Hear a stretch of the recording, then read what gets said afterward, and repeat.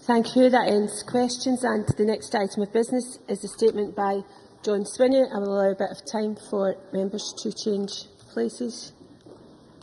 And the statement is on the UK Public Service Pensions Bill Legislative Consent Motion. The Cabinet Secretary will take questions at the end of his statement, and there should therefore be no interventions or interruptions during the statement. I now call on John Swinney. Cabinet Secretary, you have 10 minutes. Presiding Officer, I welcome this opportunity to make a statement on public service pension reform. I will begin by putting on record this Government's commitment to public service pensions that are affordable, sustainable and fair, and our gratitude to those who deliver high-quality public services across Scotland. I know the value Scotland's communities place on effective, responsive public services, and I look forward to decisions on all of the terms and conditions of Scotland's public service workers being taken here in Scotland. That is not, however, the current position. The majority of pensions policy remains reserved. The UK Government sets the basic terms for public service pensions in Scotland, and I have been pressing UK ministers to give clarity on the extent to which they plan to allow the Scottish Government to decide the detail of Scottish schemes and what position they are taking on the second year of employee contribution increases. These are vital to enable us to pursue discussions in good faith in Scotland. That clarity has only recently emerged, and I regret it has taken such time for the UK Government to be clear. Beyond all else, what has emerged is that the UK Government has conflated the approach to public sector pension reform with their austerity agenda. Her Majesty Treasury is intent on raising more than £6 billion of extra revenue from additional pension contributions, £500 million from Scotland alone. This is deficit reduction. It does not improve the sustainability of pensions. We believe that pension reform should be taken forward in partnership with public sector workers, not imposed by Treasury direction. We believe that at a time of wage restraint and financial hardship, it is wrong to ask public employees to pay more for their pensions in this way. The simple reality, however, is that the UK Government has once again threatened punitive financial penalties that would hit public services across Scotland if we break from the constraints that they have imposed. It is against this background that I am able to update Parliament today on 4 key aspects of pensions policy: the UK Government's approach to employee pensions contributions in 2013-14 and the Scottish Government's response, the latest position on long-term pensions reform and how it relates to Scottish pension schemes, issues of competence raised by the UK Government's Public Service Pensions Bill, and the next steps here in Scotland. Firstly, on employee contributions. In the short term, the Scottish Government has repeatedly set out its opposition to the UK Government's policy of increasing employee contributions at this time and in this way, including during 2 debates in this chamber on the 17th and 30th of November 2011.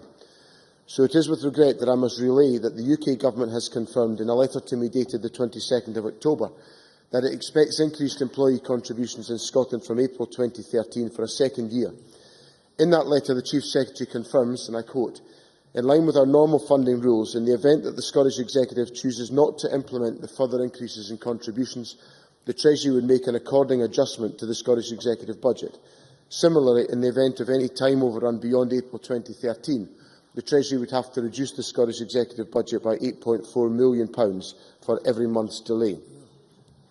If we refuse, we face a £100 million reduction for each and every year that the increases are not applied, over £8 million less for public services each month, on top of the cuts already imposed by Westminster. I am therefore left with the stark reality that this is too large a burden to impose on communities, and the Scottish Government has no effective choice but to implement the second year of these increases from April 2013. We will ensure that our approach provides protection to low-paid staff, for example by supporting a Scottish living wage and ensuring no one earning less than £15,000 on a full-time equivalent basis is faced with an increase. I can also confirm that we will not impose increases on the local government pension scheme, reflecting the responsibility that local authorities have for that scheme. Presiding Officer, I turn now to longer-term pensions reform. Parliament knows that in March this year we initiated negotiations on long-term reforms of our main pay-as-you-go schemes. We did so in good faith, based on statements from UK ministers that we could determine the shape of new schemes as long as they were implemented within agreed legislative and financial constraints. Cabinet Secretaries met key employers and trade unions to confirm the need for new schemes to be career average revalued earnings, or CARE schemes, fit within UK Government cost estimates and be ready for April 2015. These were our only non-negotiables. No sooner had negotiations begun than we received the first of a series of letters from the UK Government which introduced fresh constraints. Over the summer and autumn, I sought clarity of the scope we had to depart from UK Government scheme designs and to press for a timetable which suited Scotland's interests. We made stakeholders aware of the uncertainty over how far the UK Government would interfere in our negotiations. Despite the willingness of all partners, detailed negotiations stalled while we waited for the clarity we all needed. A combination of the UK Public Service Pensions Bill, which will shortly finish its House of Commons committee stage, letters from and a recent discussion with the Chief Secretary to the Treasury have at last provided some clarity. They have made clear that current schemes must be closed by April 2015 and new schemes put in their place, though there are protections for people within 10 years of retirement. It is also clear that normal pension ages must equal the state pension age, or age 60, for police officers and firefighters. Scottish legislation cannot alter these constraints unless the UK Government's Pensions Bill is amended before it becomes law. The Chief Secretary previously said on the 20th of December 2011 in the House of Commons, if the Scottish Government choose to proceed differently, they will have to bear the cost. He has now confirmed that the Scottish Government has even less flexibility than that in how to design these schemes in Scotland. Notwithstanding these constraints, I reaffirm this Government's commitment to engage in meaningful negotiations with our negotiating partners to utilise all remaining flexibility to deliver schemes that are appropriate to the interests of people in Scotland. Such flexibility must be affordable and sustainable within the context of the limitations of existing public finances. I will now deal with issues of legislative competence. For a small number of public bodies and individual office holders, it is this Parliament, not Westminster, which sets the terms for the pension schemes. When the UK Government drafted its Public Service Pensions Bill, it sought to take back our ability to decide on these schemes. Given this Government's opposition to the way in which the UK Government is conducting long-term pension reform, the lack of flexibility and the lack of certainty being offered, we cannot willingly put these remaining pension schemes under UK Government control. Where we can act differently, we will take the opportunity to do so. There are 6 small schemes that are affected. We will assess their financial health, and if change is necessary, then it will be done by this Parliament in line with our values. The Scottish Government is not prepared to cede these powers to Westminster. That is why today I have lodged a legislative consent memorandum setting out the Scottish Government's refusal to bring forward any such motion. I should emphasise that the UK Bill does not contain any other provisions over pensions for local government, the NHS, teachers or police and fire staff that would trigger the Sewell Convention. We do not believe that the UK Government has the moral authority to dictate on public service pension schemes in Scotland, but it does have the legal authority to do so. Finally, I confirm today the next steps the Scottish Government will take. I said earlier that negotiations had stalled while all parties waited for the UK Government to give clarity on what can and can't be agreed. The time it has taken to get that clarity, set alongside the UK Government's lack of willingness to listen to our calls for a realistic timetable, means that the implementation timetable has become an even greater issue. We will continue to press this point.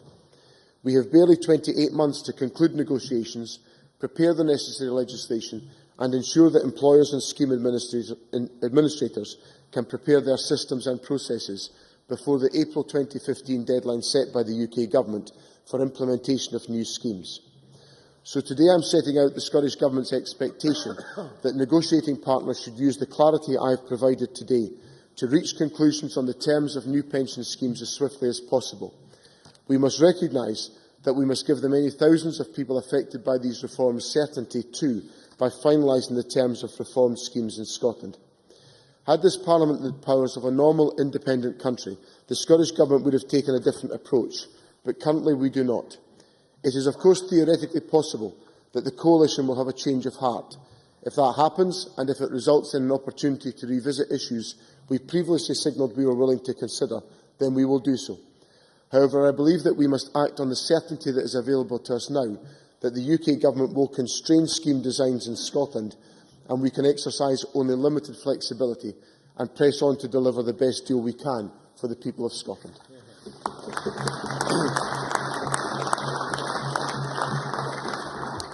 The Cabinet Secretary will now take questions on the issues raised in his statement, and I intend to allow about 20 minutes for questions, after which we will have to move to the next item of business. It would be helpful if members who wish to ask a question would press the request to speak buttons now, and I call Ken Macintosh. Thank you, Presiding Officer, and can I also thank the Minister for an advance copy of his statement.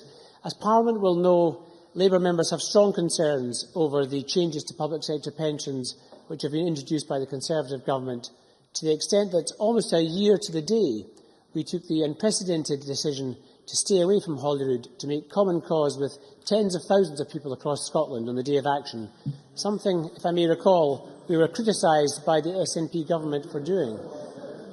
Many of these changes, and in particular the steep rise in contributions that have been introduced by George Osborne out with the Public Service Pension Bill, and not only are we opposed to those, but both here and at Westminster, Labour have argued strongly that there should be no erosion or diminishing of the powers of this Scottish Parliament to shape or modify Scottish public pension schemes through the introduction of this bill.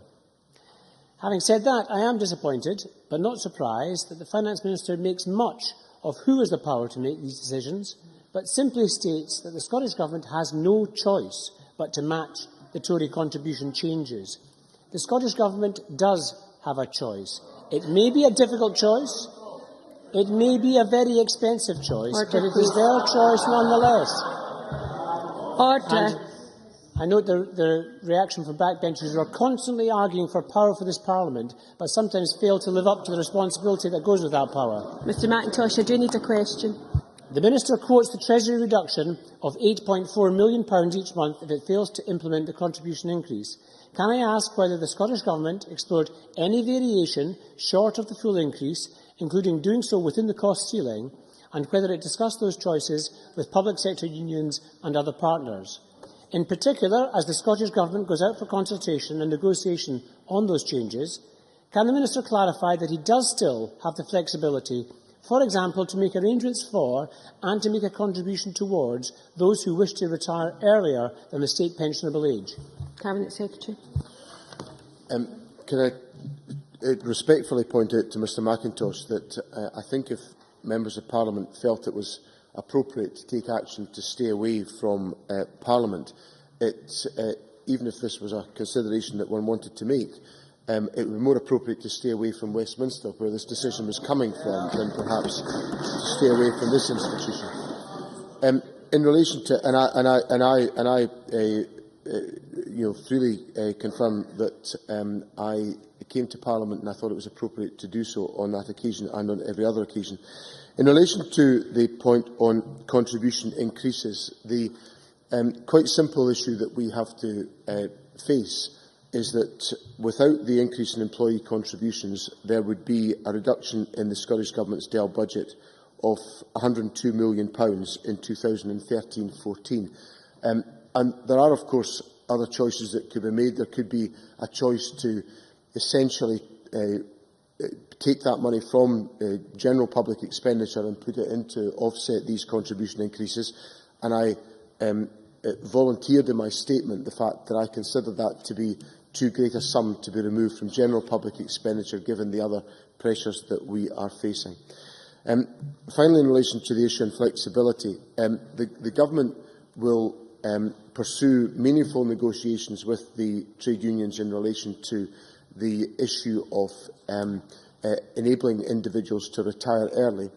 What has been made absolutely clear to me is that we cannot design a scheme that does not establish a fixed link between the normal pension age and the state pension age, and that was a flexibility that I wished to have to utilise that in scheme design and negotiation with employees. And that is, if I was to summarise what has been the big issue that I have tried to get clarity on, it has been that one.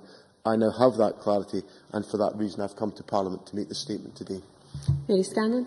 Thank you. I would also thank the Cabinet Secretary for an advance copy of the statement and endorse that pensions should be affordable, fair and sustainable.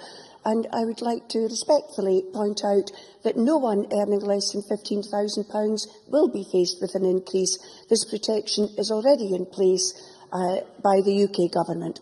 And while the Scottish Government will not impose increases on the local government scheme, this is surely only right, given that this scheme has a surplus of £266 million, according to the Audit Scotland report last year, and is likely to be higher this year. And I would also point out that the local government scheme is a tiered scheme by salary band, and employee contributions are, generally speaking, higher than other major public sector pension schemes. So whilst Mr Swinney complains, oh, he's in the back row now, Mr Swinney complains over the responsibilities he does not have, can I ask him what he will do with the responsibilities that he does have? I have a letter from the Chief Secretary to the Treasury, dated 29th October, and within the Public Services Pensions Bill, Scottish ministers have significant flexibility in the design of the pension scheme, the freedom to choose the rate at which pensions are built up each year, revaluation rates, and arrangements for those choosing to retire earlier or later, as Ken McIntosh mentioned, than their normal pension age. The Scottish Government can also choose how much of the budget is devoted to public sector pensions. So can you respond on the responsibilities that you do have and what you will do in Scotland to make them affordable? I thought Mary Scanlon took an interesting approach by highlighting the strength of the local government pension scheme, because I find that rather an unusual point for her to make, because the Public Service Pension Bill that is currently going through the United Kingdom Parliament will require the termination of the local government pension scheme, because it is a final salary scheme. And that is, so I just find it rather unusual that Mary Scanlon has lauded such praise onto the local government pension scheme when the bill that her colleagues in the House of Commons are currently taking through will actually require that scheme to be concluded and a replacement scheme put in its place, which is a career average scheme or equivalent scheme of character. Mary Scanlon is right. There are some flexibilities that we have. We have flexibilities over accrual rates. We have flexibility over some revaluation basis. I would point out to her, however, that there is the requirement for explicit Treasury consent for the Scottish secondary legislation for teachers and NHS schemes. So the idea that I can do what I like on pension schemes, unfettered from Treasury supervision or involvement, is not the case. And one final point that I will make, in addition to what I said to Parliament. There has been some discussion so far that beyond the Public Service Pensions Bill, there may be a memorandum of understanding which would be proposed by the Treasury for agreement with the Scottish Government about some of the operational practices in relation to pension provision. And this relates particularly to the point that Mr McIntosh made to me a moment ago. I have made it clear to the Chief Secretary that if that memorandum of understanding in any way diminishes the existing authority of the Scottish Parliament, I will not sign that on behalf of this Parliament.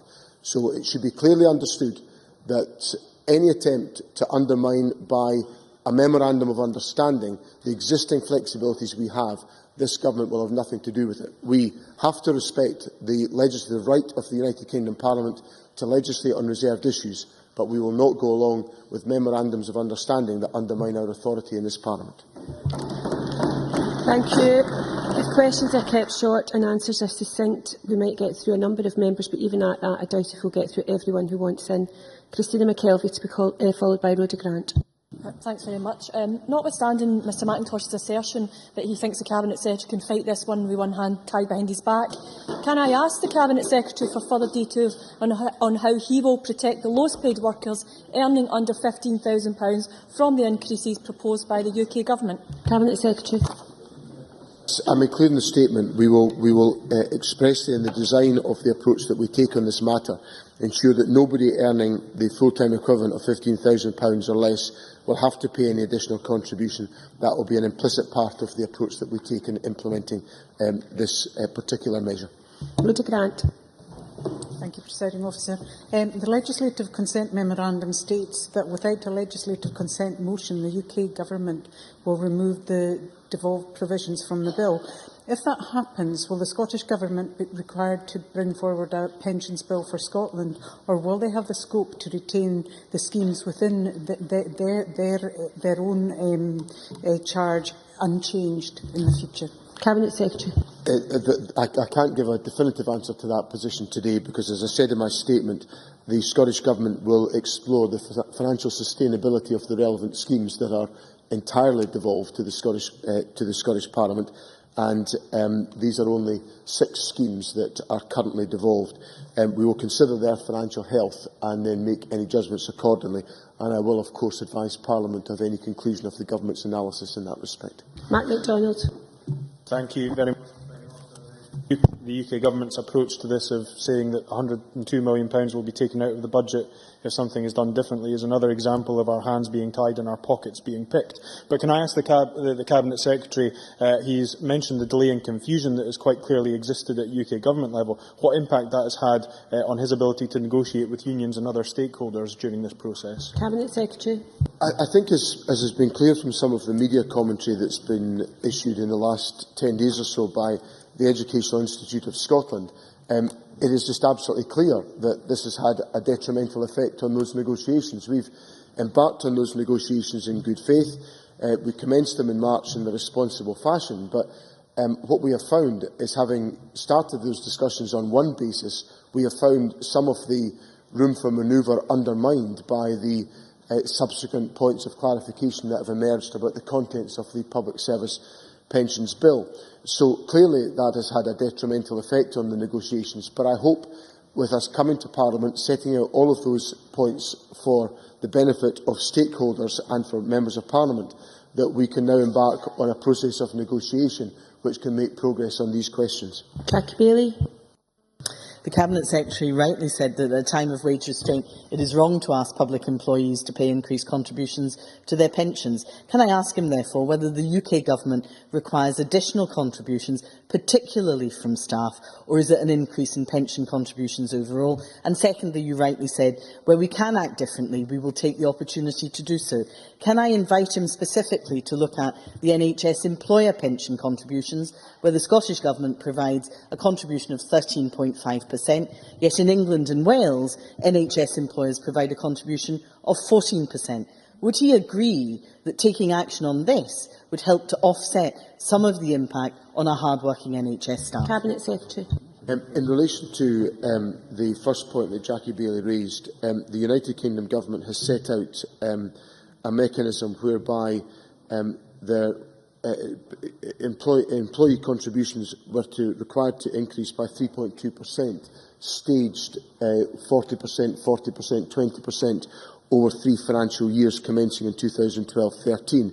There has been slight variation to that in relation to the position of firefighters, the firefighter scheme, but in other respects that the Treasury has simply reaffirmed that position, and that is to essentially generate a cash contribution to the Treasury. It doesn't flow into pension schemes, it goes entirely directly into Treasury resources.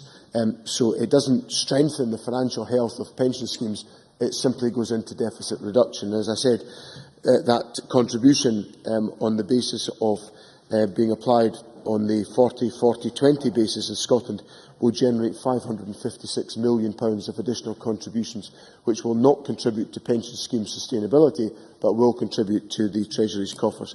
The point that Jackie Baillie raises about contributions to the NHS scheme is obviously a point for discussion as part of the negotiations. What I would say to Jackie Baillie is that, of course, there will be defined cost envelopes specified by the United Kingdom Government, over which I will not have control, that will define much of the room for manoeuvre that we have in this respect. Annabel Ewing.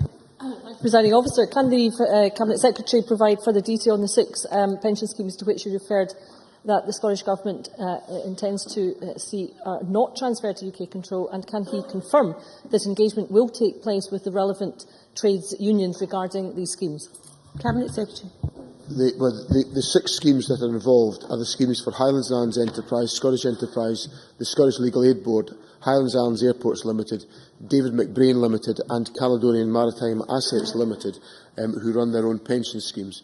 In relation to dialogue with trade unions, I have been at pains over the last few months to ensure that there has been full discussion with trade unions. I saw a number of trade unions last week to discuss concerns that they had about some of these issues, and as I've indicated, my Cabinet colleagues, Mr Russell, Mr Neil, Mr McCaskill, have all been involved in discussions with the relevant trade unions, and we will continue to do so. Willie Rennie. I thank the Finance Secretary for an advance copy of his statement. He complains endlessly that he has no choice when he knows that he does. He's got powers on early retirement, accrual rates, contribution, indexation of past care service, and much more. The truth is that when he's faced with the same decisions as the UK, he's taken the same decisions as the UK. Mr Rennie, I need a question. Coming to that. He complains that 28 months is Mr not Rennie, long really enough has no time. to negotiate and implement new pensions, even though he plans to create an independent nation in 16 months. Mr Rennie, question please. How much precisely is he planning to invest in Scottish public sector pension beyond the proposals of the UK Government? Cabinet Secretary. Well, as I just said to Jackie Bailey, cost envelopes will be specified by the United Kingdom Government. And as I've also said in my response to Ken McIntosh, I don't think I could have been clearer on this point, that given the pressures on public finances, the judgment, for example, that the Government has arrived at, that we could not justify asking for a contribution of £100 million to pension funds from core public expenditure, that was something that could not be justified at this particular time. The Government will embark on meaningful negotiations with trade unions and stakeholders on the basis of the flexibility, and I have accepted there are a range of flexibilities. I just would have rather had more flexibilities than we have had at our disposal, and it is beyond any inquiry that we have ended up in this process with fewer flexibilities at our disposal than we started off when we opened the negotiations in March, and that's something that I profoundly regret. Kevin Stewart. Thank you, Presiding Officer. I welcome this afternoon's confirmation from BMA Scotland that they will not strike. Can the Cabinet Secretary confirm that negotiations in the areas of flexibility that he has will continue and that he will do what he can to ensure that the UK Government engages with Scottish unions? Cabinet Secretary. Presiding Officer, on behalf of the Scottish Government, can I say that I very much welcome the announcement that's been made by the BMA that they will not contemplate strike action as a consequence of the ballot. I think that will be a source of significant relief to members of the public, and I also confirm that the Government, which would have been the case whatever the outcome of the strike ballot, will embark on strong and meaningful discussions and negotiations with all of the relevant stakeholders to ensure that we create an outcome and a set of pension schemes that are in the interests of the people of Scotland. Briefly, Neil Findlay. Cabinet Secretary does have powers to offer teachers the same protection as local government. Will he do it? Cabinet Secretary. I'm not sure. I'm not sure the point that Mr. Findlay is making, because I don't have the power, or I don't choose to exercise the power to require the local government pension scheme to increase employee contribution rates. I decided not to take that action last year. I have not taken that action this year. But in relation to teachers, the requirement is either for the employee contributions to increase or for the Scottish Government to find resources from our DEL budget that will contribute towards the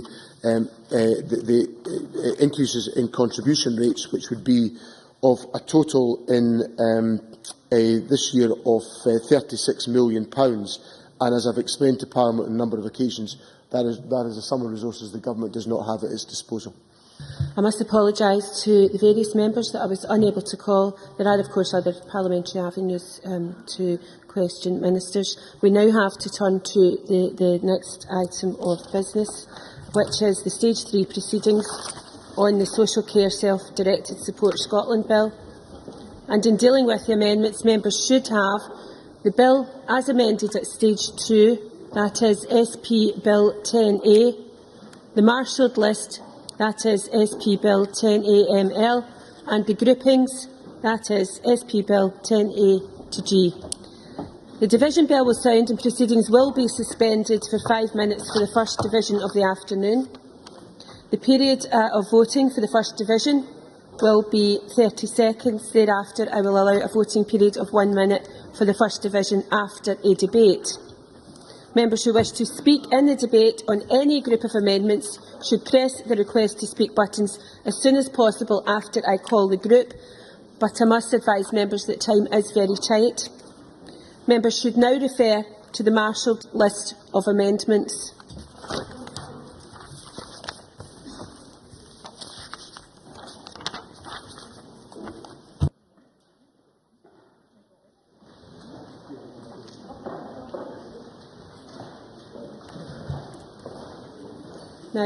We now turn to Group 1, which is General Principles, and I call Amendment 30 in the name of Neil Bibby, which is grouped with Amendments 31, 32, 33, 14, 15 and 16. And I call Neil Bibby to move Amendment 30 and to speak to all amendments in the group. Mr Bibby. Thank you, Presiding Officer. Can we have Mr Bibby's mic? Thank you, Presiding Officer. My amendment, Amendment 30, this afternoon comes following discussions with Barnardo's and the NSPCC and is a reflection of the concerns that these organisations have raised with me. A number of other children's charities are also supportive of this amendment because of concerns that the bill and the government's self-directed support strategy are too adult-focused and do not sufficiently reflect the needs of children. Greater evaluation of the evidence of self-directed support for children and young people is required. In the SDS pilots, only a very small minority of the case studies received in the evaluation of the programme related to children, and very little has been done around those aged 16 managing their own care and the transition from children's services to adult services. More must also be done to inform families of how all this will affect them. I know that many of Barnardo's services users feel unsure about the new options, how they will work for them and what it will mean for their children. They don't feel that local authorities at present have the answers. The bill will have a significant impact on children, young people and their families, particularly on the type of services available to them. And this should be specifically reflected in the bill and its statutory regulations. I would ask the Minister to make a clear statement this afternoon that following this passing of this bill, the Scottish Government will ensure that children and families are at the centre of implementation plans and that statutory guidance includes reference to the specific needs of children and how a child-centred approach can be delivered by local authorities. I also hope the Minister will make a commitment that the proposals in this bill will be aligned with the proposals in the Children and Young People Bill for strategic planning of children's services by all public bodies delivering services to children, the Single Child's Plan and the new duty on all parts of government to advance children's rights. Such commitments and addressing the other concerns outlined by Barnardo Scotland and other children's charities would strengthen this bill and clarify the type and level of support available to children and their families. Thank you, President Officer. Have you moved your amendment, please? And move the amendment. Thank you very much. I now call on Jim Hume to speak to Amendment 31 and other amendments in the group. Amendments 31, 32 and 33 aim to recognise fully the role of carers within the Bill's general principles.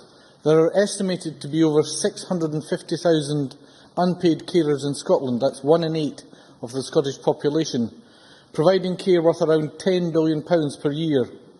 Caring Together Scotland's Carers strategy states that health and social care staff should have a proper appreciation of the role of carers and young carers and commit to engage with carers as equal and expert partners in the design and delivery of health and social care services. Amendment 31 seeks to insert into Section 1 a duty for local authorities to recognise carers as key partners in the assessment of needs of persons being cared for and in the provision of care services. Amendment 32 aims to ensure that, subject to the wishes of the person being cared for, a carer has a right to involvement in relation to assessment of needs and the provision of services or support to the cared person. The definition within Amendment 33, I believe, is required just to clarify the meaning of carer for the purpose of Section 1. These changes proposed by carers' organisations would enable both the individual and their carer to be able to discuss what care the carer is willing and able to provide and what support the individual wants from their carer, if any. This also presents an opportunity to ensure that carers are identified earlier and offered appropriate support. I recognise that Scottish ministers, health staff and social care staff already appreciate the role of carers and young carers. However, this bill presents an opportunity to formally recognise the role of carers and ensure that their voices are heard. I move the three amendments, 31, 32, 33 in my name, and note that we shall be supporting the other amendments in this group. Thank you. Thank you. Call on Minister Michael Matheson to speak to Amendment 14 and other amendments in the group. Thank you, Presiding Officer. I will respond to Neil Bibby's and Jim Hume's proposed amendments and speak to my own. Neil Bibby's Amendment 30 would introduce a new general principle that a local authority should take a child-centred approach when carrying out its functions under this bill in relation to a child, which reflects the needs and wishes of the child as far as is possible. I am not convinced that this principle is necessary when we consider that all of the general principles in the bill apply to anyone, both adults and children, who receive support under its provisions. When carrying out its functions under the bill in respect of a child, a local authority must pay due regard to the principles of involvement, informed choice and collaboration. They must also respect the dignity of that child and respect their desire to participate in the wider life of the community. Therefore, I do not think that this amendment adds to the principles which already apply to every child receiving services under this bill. I appreciate that Neil Bibby and the organisations that have informed this amendment wish to make a difference to the way in which services are delivered to children. In terms of seeking to underpin the child-centred approach, I would encourage them to engage fully in the development of the Child and Young People's Bill. In terms of this bill, I would encourage them to continue to engage with their officials as we move towards implementation, particularly around dialogue that we can have in improving statutory guidance in this particular area. I therefore do not support Neil Bibby's amendments. Jim Hume's amendments seek to ensure that carers are recognised as key partners in care and also seek that where a person they care for so wishes, the carer must be involved in the assessment and provision of services. The Scottish Government is clear that carers are indeed key partners.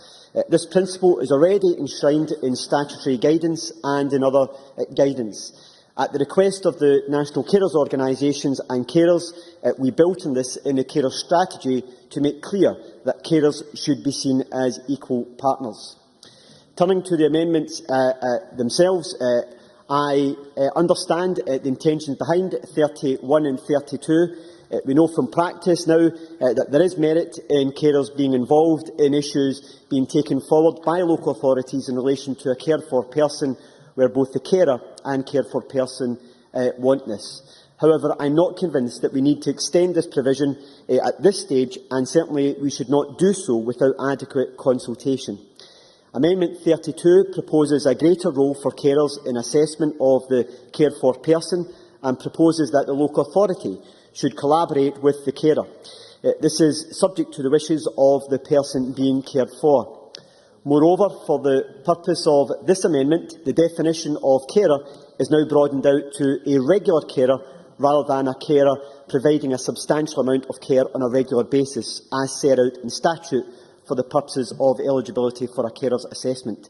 This means that carers whose caring role is regular but not intensive or substantial, perhaps doing a weekly shop or doing a monthly gardening or picking up prescriptions for a friend or a neighbour, could be involved in decisions about the assessment and provision of services for that person. Finally, Amendment 32 is incomplete in that it makes no provision for persons without capacity to express their wishes. While I am sympathetic about some of the intention behind the amendments, the omission in Amendment 32 is important, and as a Parliament we need to have a wider consultation on amendment before introducing such a provision. Therefore, I propose an alternative course of action. We have awarded a contract to Carers Scotland and to MECOP to provide a Carers' Rights Charter. We will ask these two organisations to explore the principles behind these amendments through the work that they will carry out on the Charter. Depending on the results of that work, we will decide whether to pursue this further at a more suitable time. Given what I have said about the consequences of the amendments and about the Carers' Rights Charter, I would invite Jim Hume not to move his amendments. I will now turn to my own amendments, Presiding Officer. Amendments 14, 15 and 16 make further adjustments to the general principles on independent living. As members of the committee will no doubt recall, I brought forward the independent living principle in response to recommendations from the committee, which itself was a response to the views from the independent living community in Scotland. And as the Chamber will be aware, the inspiration and ultimately the source for our understanding of independent living stems from wider fundamental rights contained within the UN Convention on the Rights of Persons with Disabilities and in the European Convention of Human Rights.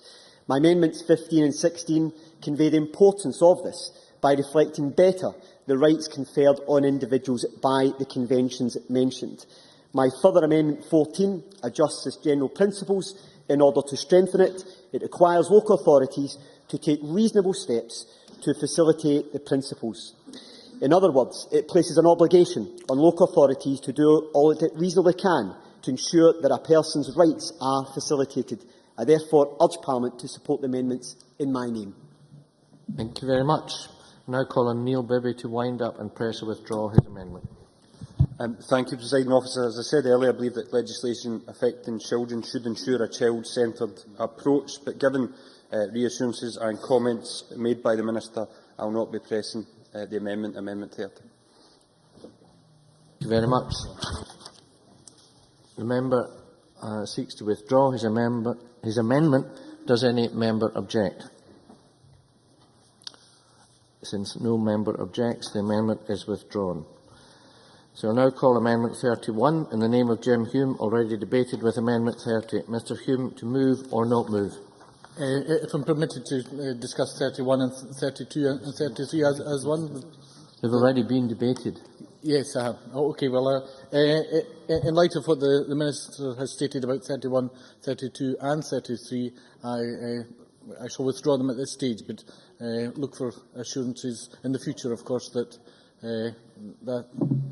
the Minister shall stand. Take it that's not moved. So, not moved, yes. Thank you very much. Right. So now call amendments 14, 15 and 16, all in the name of the Minister and all previously debated. Minister, would you like to move these amendments? And if so, en bloc, perhaps? Moved en bloc. Thank you. Does any member object to these amendments 14 to 16 being moved en bloc? If no member objects to these amendments being moved en bloc, the question is that amendments 14 to 16 are agreed. Are we all agreed? Yes. We are. Good.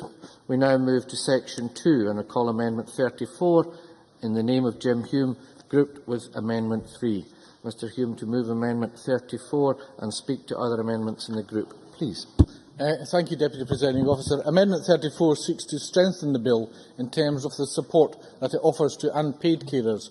As it currently stands, the bill provides local authorities with a discretionary power to provide services to carers, to support them in their caring responsibilities following an assessment. Where a local authority decides to provide some form of support to a carer, they would be under a duty to offer the carer the 4 options of self-directed support. I welcome the extension of self-directed support to Scotland's carers. It's right that carers receive more control and choice over the support they receive, and this bill is an important step forward in that regard. However, many carers are worried that the bill, as it stands, will not deliver the necessary improvements for them in their everyday lives. Without the valuable contribution of Scotland's carers, worth around £10 billion a year, the health and social care system would be unsustainable. So this staggering contribution will become even more apparent as Scotland's population continues to age and as the balance of health and care delivery continues to shift into our communities. It's in everyone's interest to make sure that resources are used to maximum effect. Carers Scotland argues that providing small interventions at an early stage and or at the right time can prevent a crisis and a consequent breakdown of care, necessitating the provision of significantly more costly services. Providing support at the right time can also prevent carers from having to give up paid employment and activities that sustain their life. I don't think carers should have to battle to receive the support they need to continue in their caring role. This amendment will give carers a right to access the support they are assessed as needing. I move the amendment in my name. Many thanks. Now call on Jackie Bailey to speak to Amendment 3 and other amendments in the group, please. Thank you very much, Presiding Officer. Amendment 3 seeks to remove Section 16 from the bill, and Section 16 gives local authorities the power to charge carers for services received when seeking self-directed support. And like other elements of this bill relating to carers, it essentially repeats provisions made in the Social Work Scotland Act of 1968. Now, at the heart of this amendment is a debate about the principle of whether carers should be charged for services in the first place. And what Section 16 in the bill does is to effectively highlight the ability of local authorities to charge carers for services. And make no mistake, although this is a discretionary power, local government are shouldering 83% of the Scottish Government cuts and may have no choice but to use that power. We have all, probably without exception, paid tribute to carers and acknowledge their value to society. In economic terms, providing some £10.8 billion of worth simply by caring, saving the public purse a substantial amount of money. And of course, in social terms, sustaining older people and families in their homes and in their communities. The question today is whether our rhetoric is to be matched by action. The Community Care and Health Scotland Act of 2002 established the principle that carers should be given the same status as care providers. It acknowledged that carers required resources and support to enable them to fulfil their caring role. As Simon Hodgson, Director of Carers Scotland, said, the idea that health board staff have to pay to attend a course on how to lift someone safely, or local authority staff would be invoiced for taking time off in lieu because they had earnings or savings above a certain level, would be rightly considered absurd. Yet that is precisely what might happen if the legislation is not amended. Either carers are to be treated as care providers or they are not. Let's be clear that the amounts we are talking about for carers, such as training and respite, are tiny in comparison with the £10.8 billion that they give back, and the evidence backs this up. Charging is also considered to undermine the principles of self-directed support, as it could deter carers from accessing support in the first place, and concerns have also been raised about adding to the postcode lottery of care in terms of charging, which already exists, with 32 local authorities doing things in 32 different ways. Now, where charging does exist because of the 1968 Act, guidance and legislation has been interpreted in different ways. In some cases, local authorities already charge for care. In others, the carer's income is taken into account when assessing the needs of the person cared for. There is little consistency in approach. But the key thing is that Section 16 is not required. The provision is already there and charges are already made under it, so Section 16 is effectively redundant. The power in the 1968 Social Work Act has existed for some time, so I am genuinely disappointed that the Minister waited until now to announce he is bringing forward regulations, but I'm delighted that it's his intention to do so. Surely those regulations should have been accompanied by the bill so that the intentions on charging are absolutely clear, because at the moment we're facing both ways, and delay invites local authorities to charge.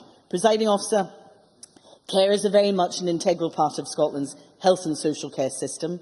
They are an essential but also a finite resource. They need our support so that they can continue to care. I move Amendment 3 in my name. Thank you very much. Now calling Nanette Milne. Thank you, Deputy Presiding Officer. I wish to speak to Amendment 34. I absolutely agree with the Health and Sport Committee that it's extremely important that carers' health and well-being is supported to ensure that they can continue to provide their caring role. However, I also note the Minister's comment in his response to the Committee Stage 1 report, where he stated that introducing a duty to support carers would inevitably be linked to very strict eligibility criteria, where only those carers experiencing substantial need would be supported, and that such restrictions could go against the government's stated ambition to provide early preventative support to carers. That being the case, I would be concerned that carers could be worse off than they are at present, and my inclination would be to resist Jim Hume's amendment. Thank you. Thank you very much. I now call on the Minister.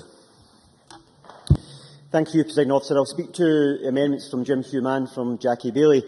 Jim Hume's amendment would remove the power in the bill to support carers and replace it with a duty to support them instead. As I've made clear in previous correspondence to the Lead Committee, this is not in fact a straightforward issue. Introducing a duty to support carers may lead to a formal national eligibility criteria and a much less flexible approach. In some cases, carer support may be narrowed to the most critical level of carer need only. I want to adopt a flexible approach as possible. That's why the bill includes a strong power which will be supported with clear and empowering guidelines to local authorities. I now want to turn to Amendment 3 and the arguments put forward by Jackie Baillie. Charging, as no doubt Jackie Baillie is aware, is a complex area. It would be wrong to assume that by simply removing Section 16, the positions of carers with respect to charging will be strengthened. In fact, the opposite is true. The position of carers with respect to charging will actually be weakened. I also want to put to rest some of the misplaced speculation that this government intends to use this bill to widen council's discretion to charge carers. First, I plan to use the powers provided as a result of Section 16 to issue regulations which will make clear that all charges for support to carers should be waived in whole. So, to be abundantly clear, carers will not be charged for support that they directly receive under Section 2 of this bill. I'll give way to Jackie Baillie. Jackie Baillie. Welcome the Minister's intentions. I've never doubted them. But the issue for me is that Section 16 isn't required. The power that you will exercise is in the 1968 Social Work Act. Minister. I will come to that point, but unfortunately you're actually wrong, Ms Baillie, on that issue. But what this also does is, for the very first time, recognises carers as providers of service to those they care for. I appreciate that some in the Chamber, of course Jackie Baillie does, may question why retain a power to charge carers when your policy is to restrict charging on carers. And the answer is straightforward. If we choose to do as Jackie Baillie suggests, in other words, to dispense with Section 16, then we would not, in fact, have a legislative basis on which to make these regulations.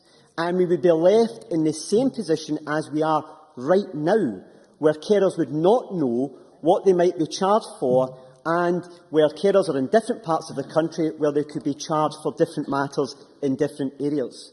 So let me make it clear, Section 16 actually creates the provision for ministers to limit council's discretion to charge.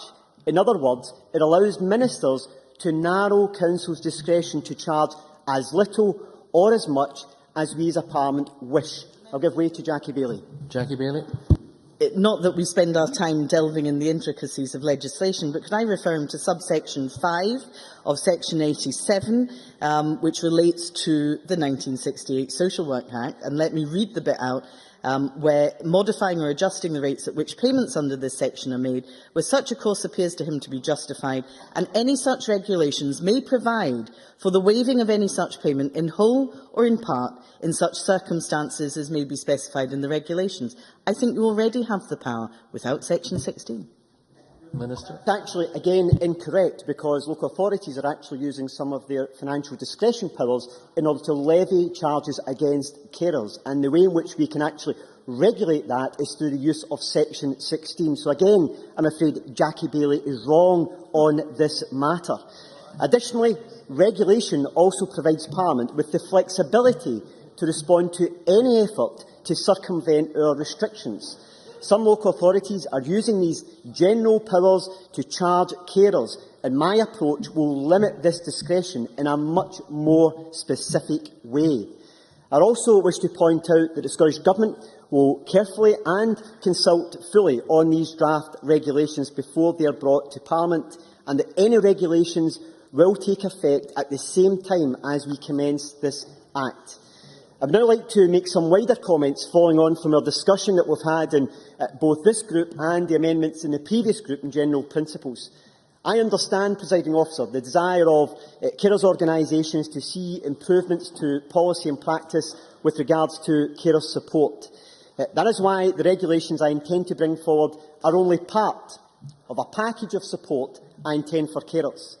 I am pleased to inform Parliament today that, in addition to my commitment on charging, I will also issue direction to local authorities about the way they should approach the substantial and regular test on access to carers' assessments. Ministers do not issue directions lightly, and I hope that members will appreciate the importance of this step and the advantages that directions provide.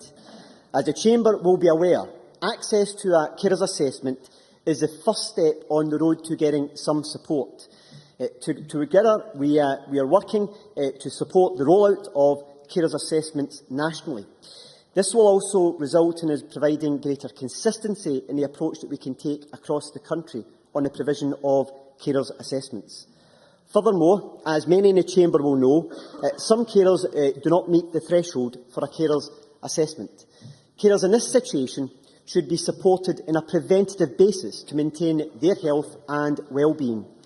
I therefore intend to issue statutory guidance to local authorities about the benefits of intervening early to support carers and encouraging local authorities to provide such support.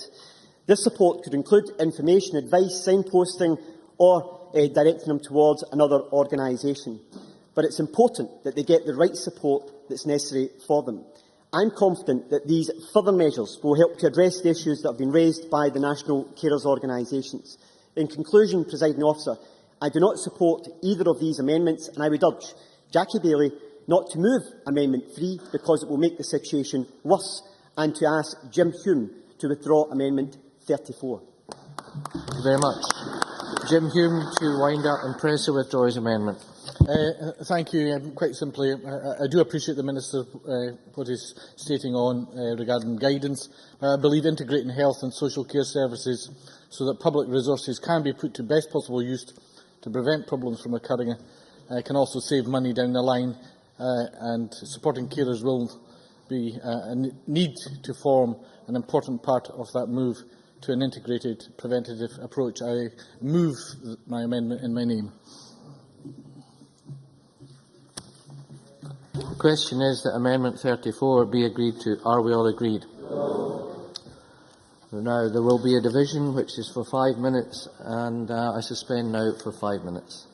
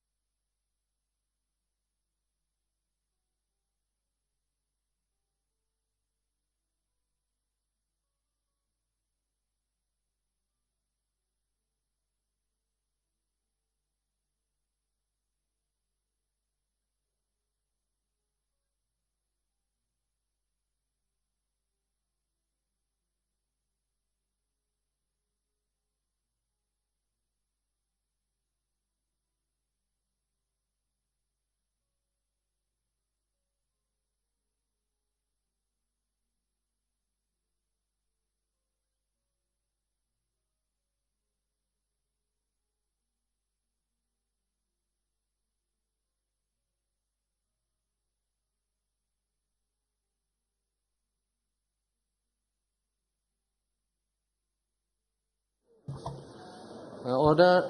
The question is that Amendment 34 be agreed to. Are we all agreed? This is the 32nd division. We are not agreed. Please vote now.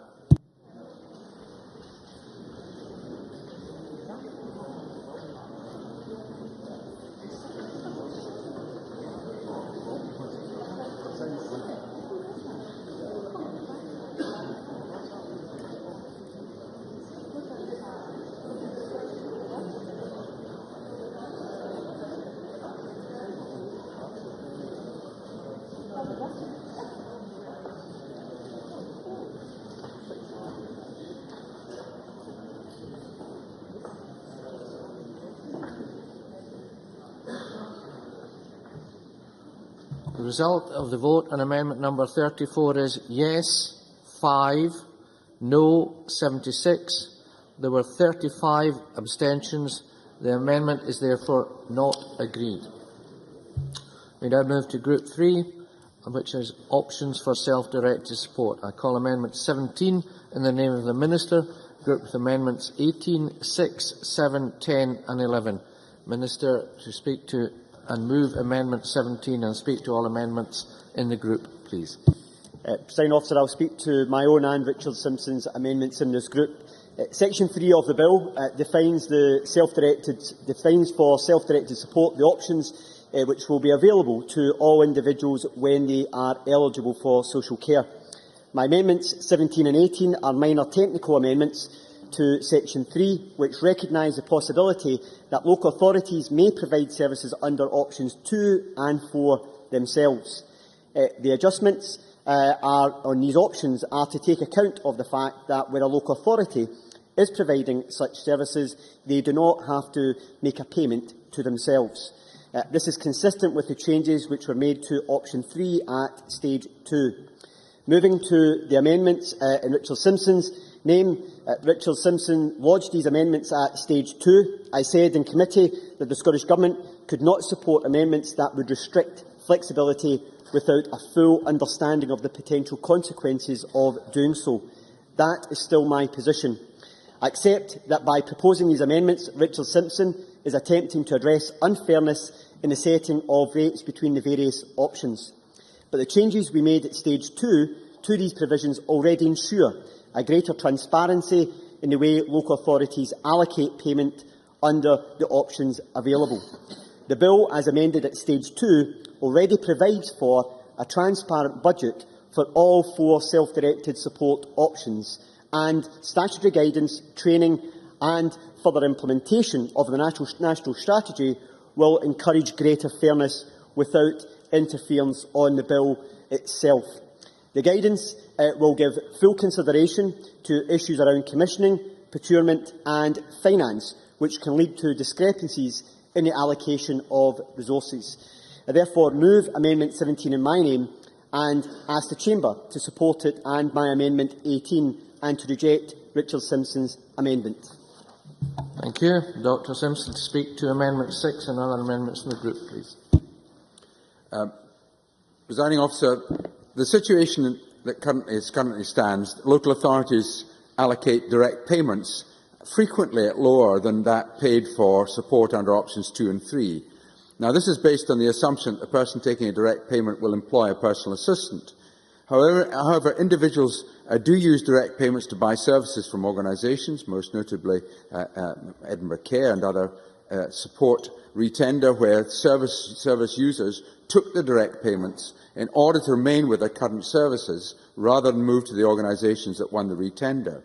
Now, the situation is at the moment that in terms of the Scottish Government Self-Directed Support Guidance 2007, para 63, it says it is best practice for the local authorities to offer an individual budget of an equivalent monetary value of a council-arranged service to allow the individuals to select their chosen option.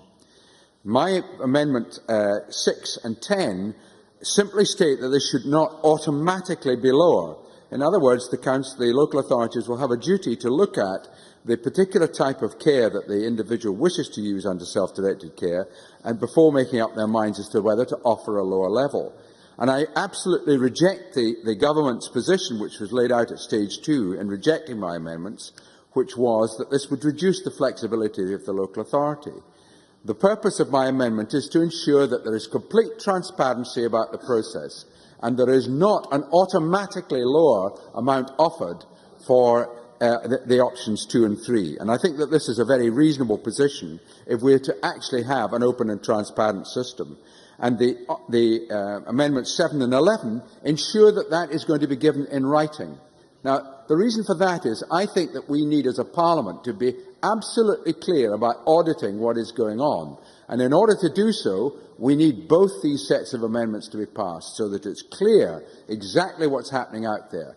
Now, this does not prevent in any way the local authority giving a direct payment that is less, but they have to justify that. They have to demonstrate why that is occurring, and they have to do so in writing. I think these are reasonable amendments which I intend to press.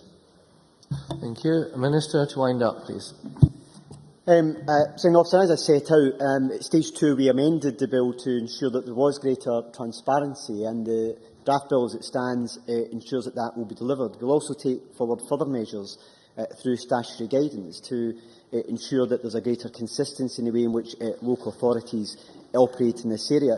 To a large extent, I think that Richard Simpson's amendment will be nothing more than a paper exercise rather than actually creating any fundamental difference to how this is delivered. And that's why I think it's better to try and address some of these issues more effectively through statutory guidance. Thank you very much. The question is that Amendment 17 be agreed to. Are we all agreed? Thank you. We are agreed. Call Amendment 18 in the name of the Minister, already debated with Amendment 17. Minister, to move formally? Moved. Thank you. The question is that Amendment 18 be agreed to. Are we all agreed? We are. Thank you. Call Amendment 6 in the name of Dr Richard Simpson, already debated with Amendment 17. Dr Simpson, to move or not move? Move. Thank you very much. The question is that Amendment 6 be agreed to. Are we all agreed? There will be a division, and this will be a 1-minute division. Please vote now.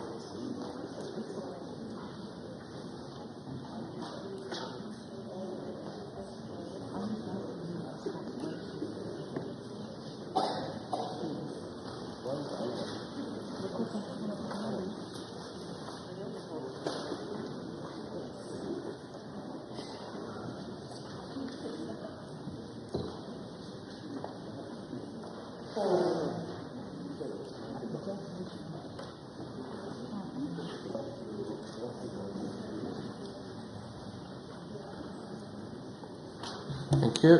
The result of the vote on Amendment number 6 is yes 52, no 61. The amendment is therefore not agreed. I now call Amendment number 7 in the name of Dr Richard Simpson, already debated with Amendment 17. Dr Simpson, to move or not move? Moved. Thank you. The question is that Amendment 7 be agreed to. Are we all agreed? We are not agreed. There will be a division.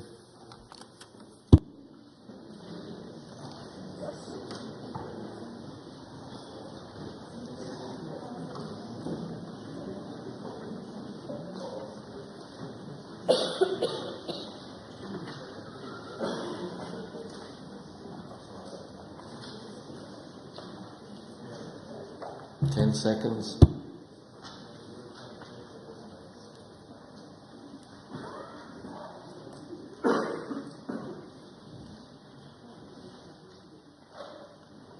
Thank you.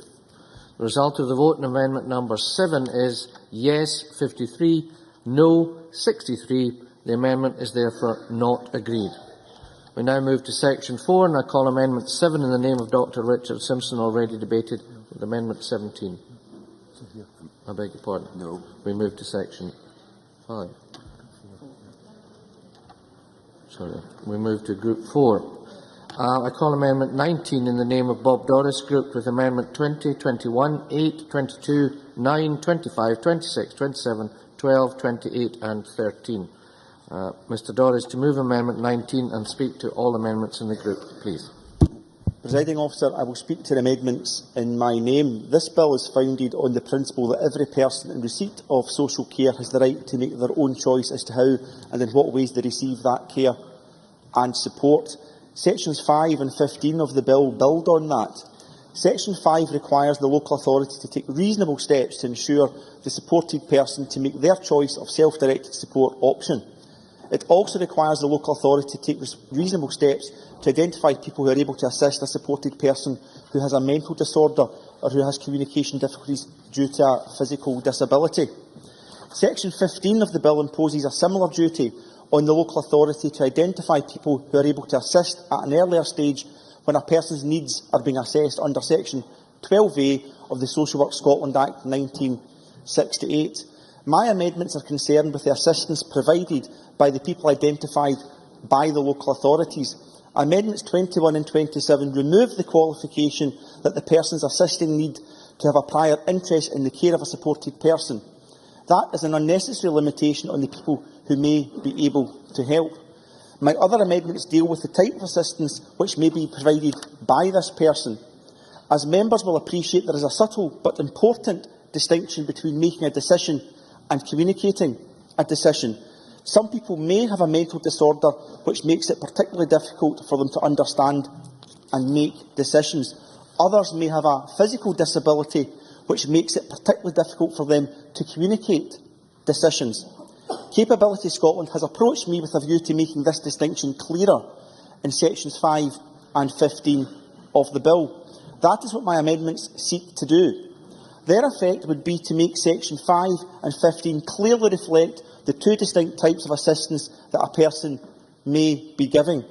Firstly, the assistance to those with a mental disorder in relation to assessments and to making decisions about self-directed support.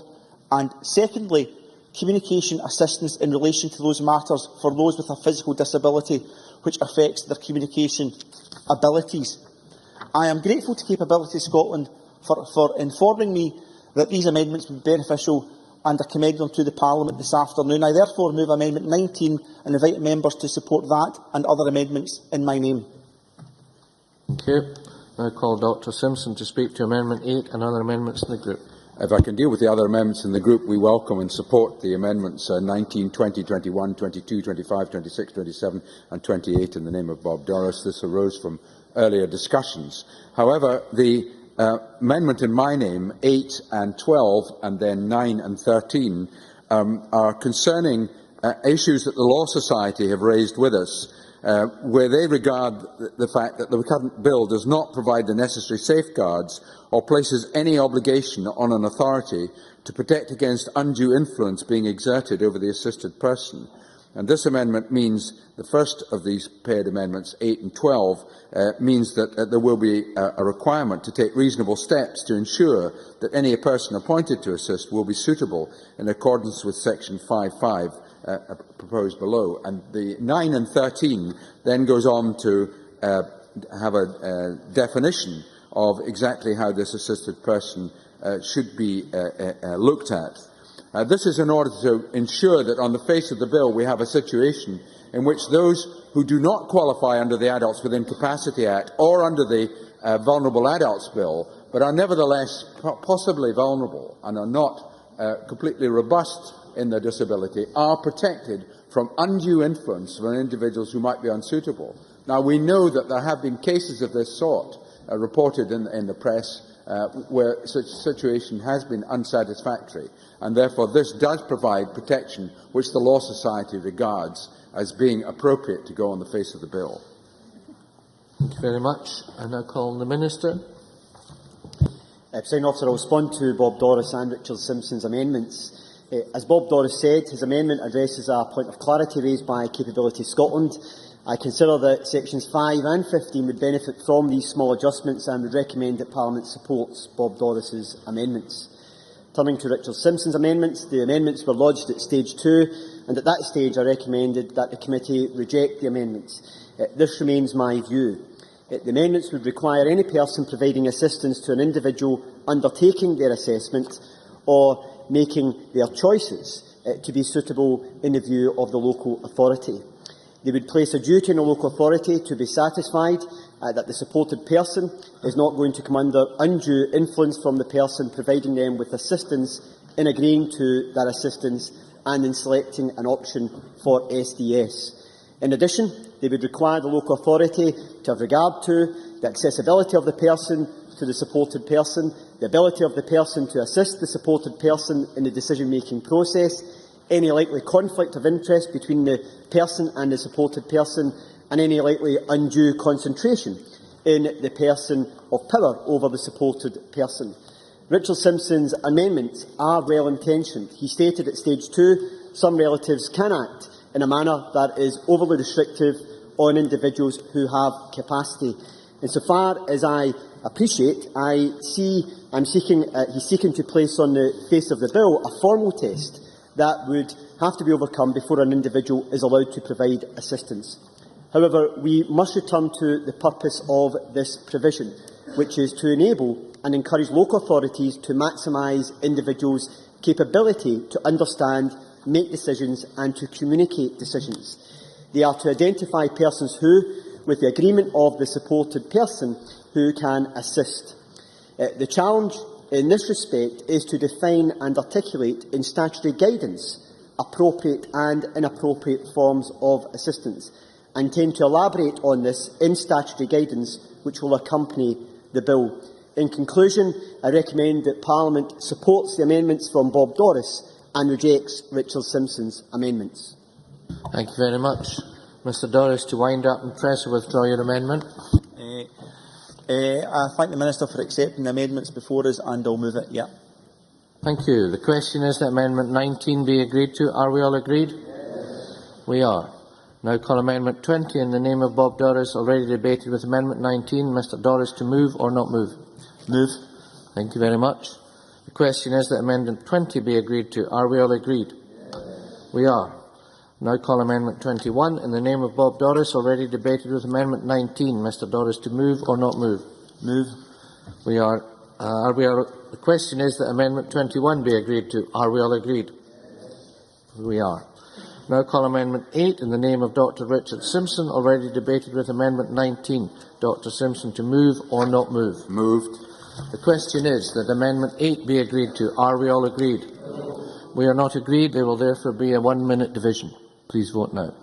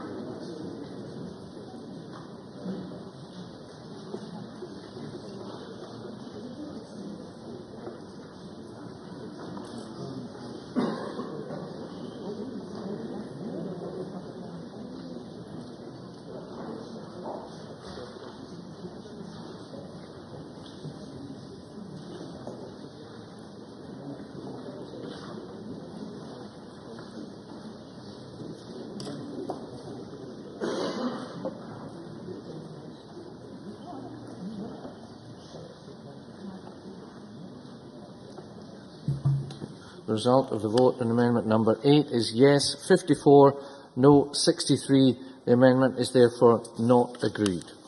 I now call Amendment number 22 in the name of Bob Doris, already debated with Amendment 19. Mr Doris, to move or not move? Moved. Thank you. The question is that Amendment 22 be agreed to. Are we all agreed? We are. I now call Amendment 9 in the name of Dr Richard Simpson, already debated with Amendment 19. Dr Simpson, to move or not move? Not move. Thank you. I therefore call Amendment number 10 in the name of Dr Richard Simpson, already debated with Amendment 17. Dr Simpson, to move or not move? Can I not move 10 and 11? You can indeed. Thank you. Thank you. We now move to Group 5 in that case, which is independent advocacy. And I call Amendment 23 in the name of the Minister, grouped with Amendment 1. Minister, to move Amendment 23 and speak to other amendments in the group, please. At stage one, Presiding Officer, during the debate, I told Parliament that I would give full consideration to how we could enhance Section 8 of the Bill with regards to advocacy. My Amendment 23 makes explicit the Scottish Government's position that local authorities should provide information on how to access advocacy services to anyone who would benefit from that type of support. This amendment builds on the existing legislation in the form of the Mental Health Care and Treatment Scotland Act 2003, which already provides a right to advocacy for every person, both adult and child, with a mental disorder, as defined within the Act itself, which includes people with learning disabilities and mental ill health. Turning to Drew Smith's amendment, we must ensure that advocacy support is targeted at those who would benefit from it. Not everyone will want or require an independent advocate in every instance, and I am not convinced that providing a right to advocacy to everyone receiving social care, as Drew Smith proposes, would be a proportionate measure. I am aware that many people will want to access support from a range of sources, carers organisations and user-led support organisations. Indeed, people will want to access a variety of support at different points on their SDS journey.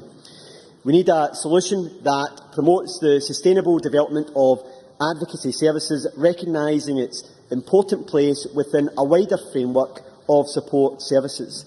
My amendment, which I hope Drew Smith would support, accompanied by statutory guidance, will support social work professionals to use their professional judgment to consider whether advocacy is required each time they have a discussion with or assess an individual.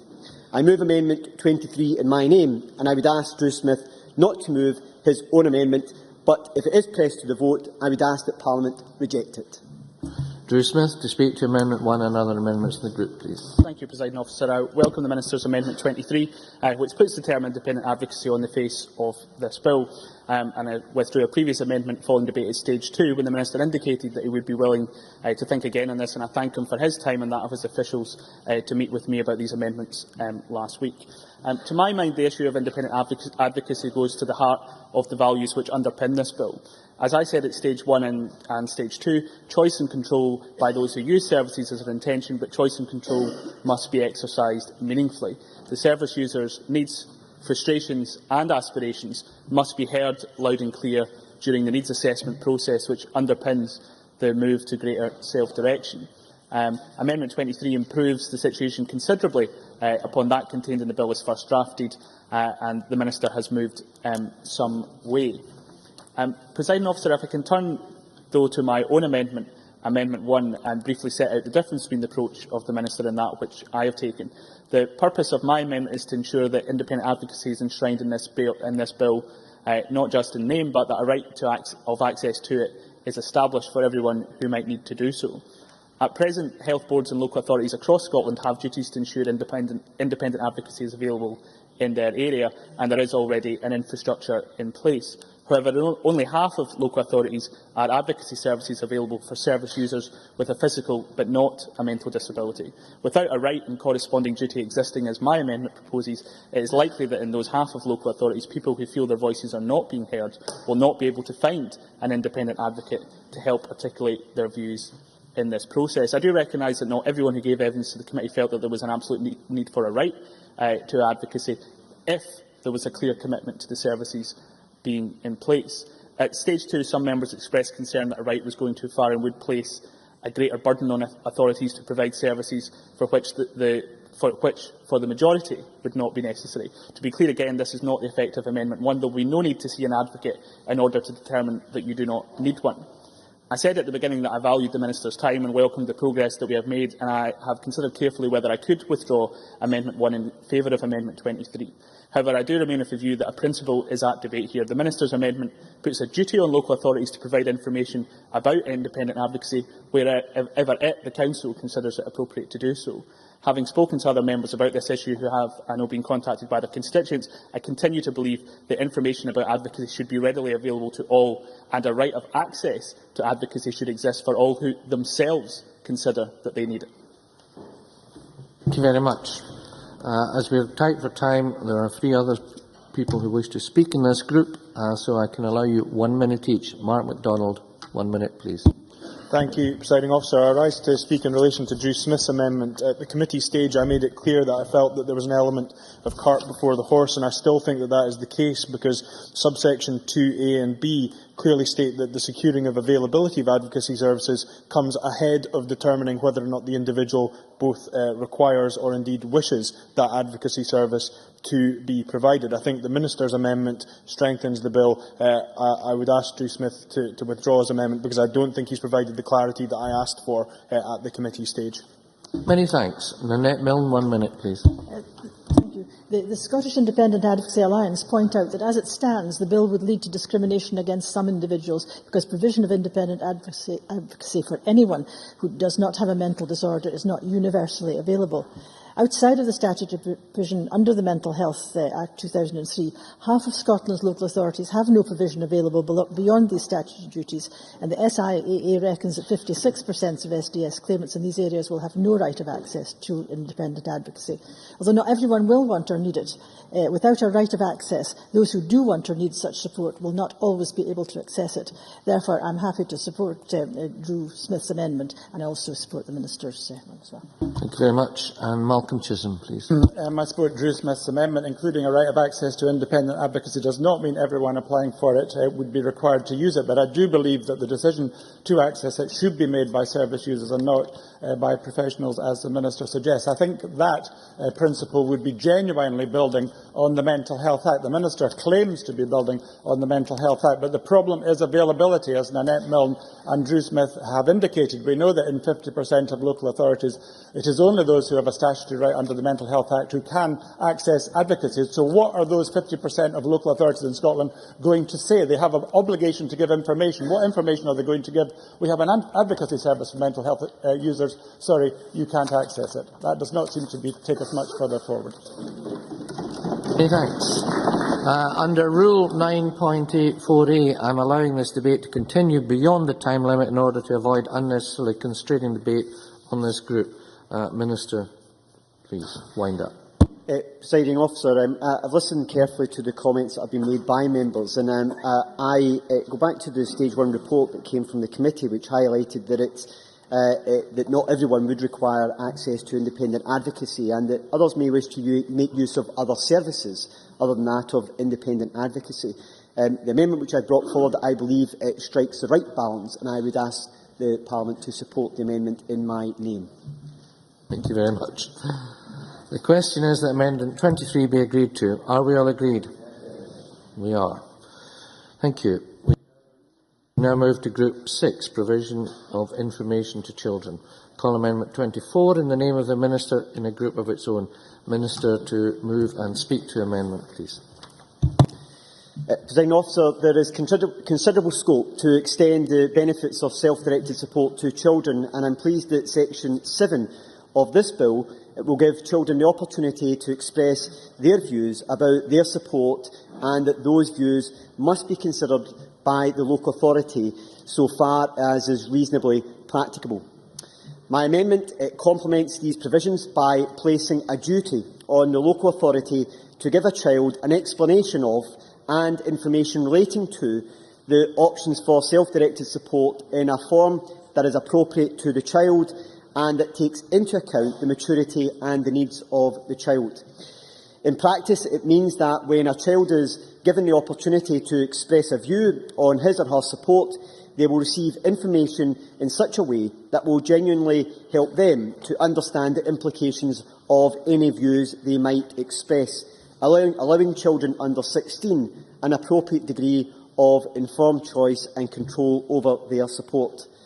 I'm particularly grateful to Bernardo Scotland and to NSPCC for bringing this important matter of detail to my attention, and I move Amendment 24 in my name. Many thanks. And as no one has asked to speak in this amendment, would you like to wind up now, please, as well? Ask members to agree Amendment 24. That's great. Thank you very much. The question is that Amendment 24 be agreed to. Are we all agreed? Thank you very much. I now call Amendment 1 in the name of Drew Smith, already debated with Amendment 23. Mr Smith, to move or not move? Move, Presiding Officer. Thank you. The question is that Amendment 1 be agreed to. Are we all agreed? No. We are not agreed. There will therefore be a 1 minute division.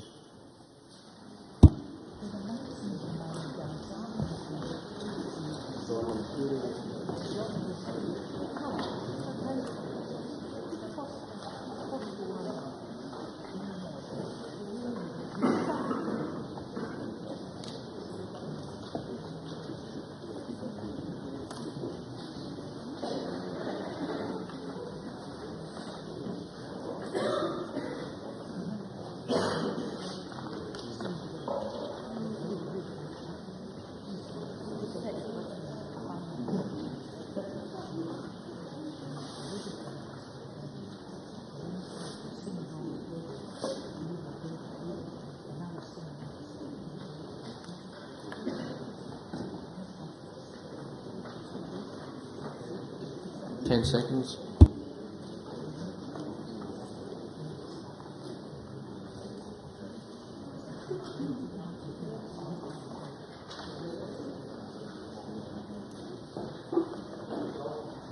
The result of the vote on amendment number 1 is yes 54, no 63. The amendment is therefore not agreed.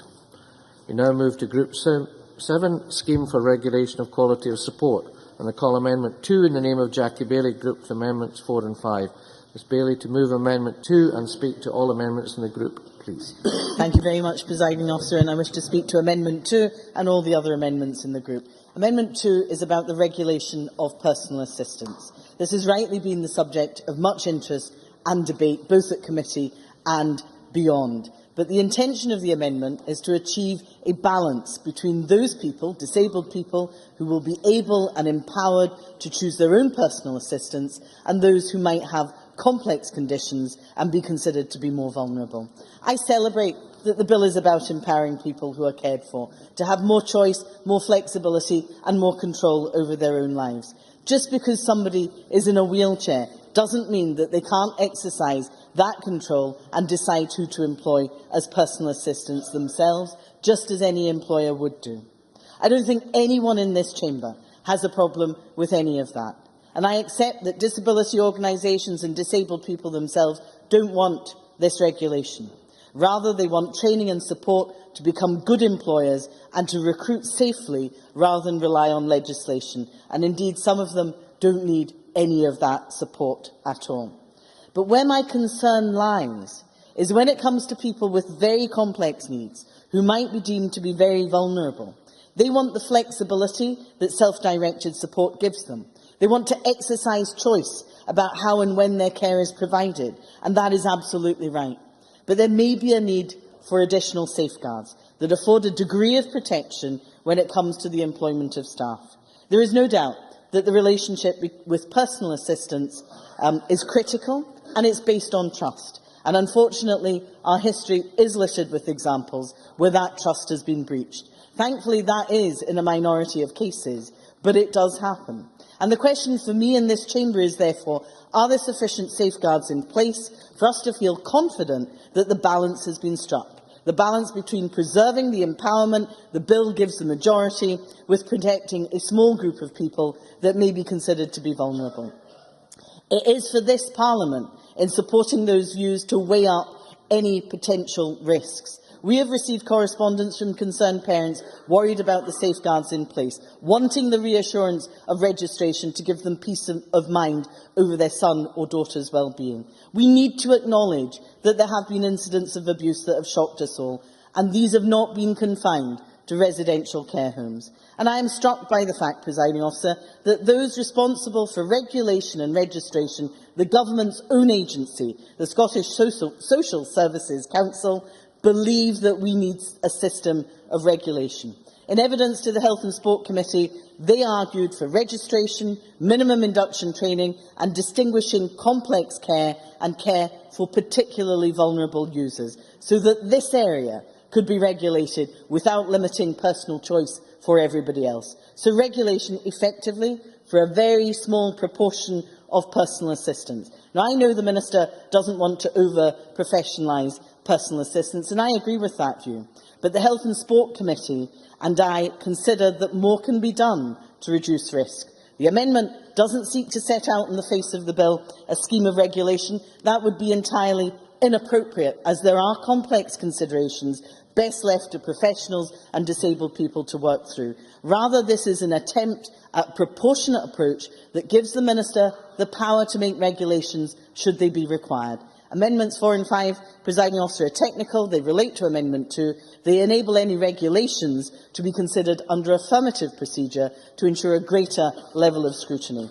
And I hope the Government, and indeed the Parliament today, will accept that there is a need for us to balance and support this set of amendments. And I move Amendment 2. Thank you very much. Now calling Annette Milne. Very briefly, Deputy Presiding Officer, I agree with Jackie Bailey's amendment as a safeguard for the most vulnerable groups, as highlighted by Bernardo's and by parents of severely disabled people with complex needs. I know some disability groups are quite against regulation of personal assistance, and I agree that many don't need that protection. But I do think the safeguard is needed for the most vulnerable. Thank you. Many thanks. And now call on the Minister. Presiding Officer, the Scottish Government does not support these amendments. Amendment 2 would introduce a regulation-making power, enabling ministers to establish a scheme that would regulate the quality of support provided by personal assistants employed through a direct payment. I do not support these amendments at stage 2, and I do not support them at stage 3. A number of disabled people's organisations have made clear a scheme to require the registration of personal assistants would remove decision-making powers for the individuals over who they employ to meet their support needs. This bill, and indeed current direct payment practice, does not function on its own. It's part of a wider legal framework. There already exists a framework of protection that provides proportionate safeguards to protect people who employ or receive support from a personal assistant without restricting their choice.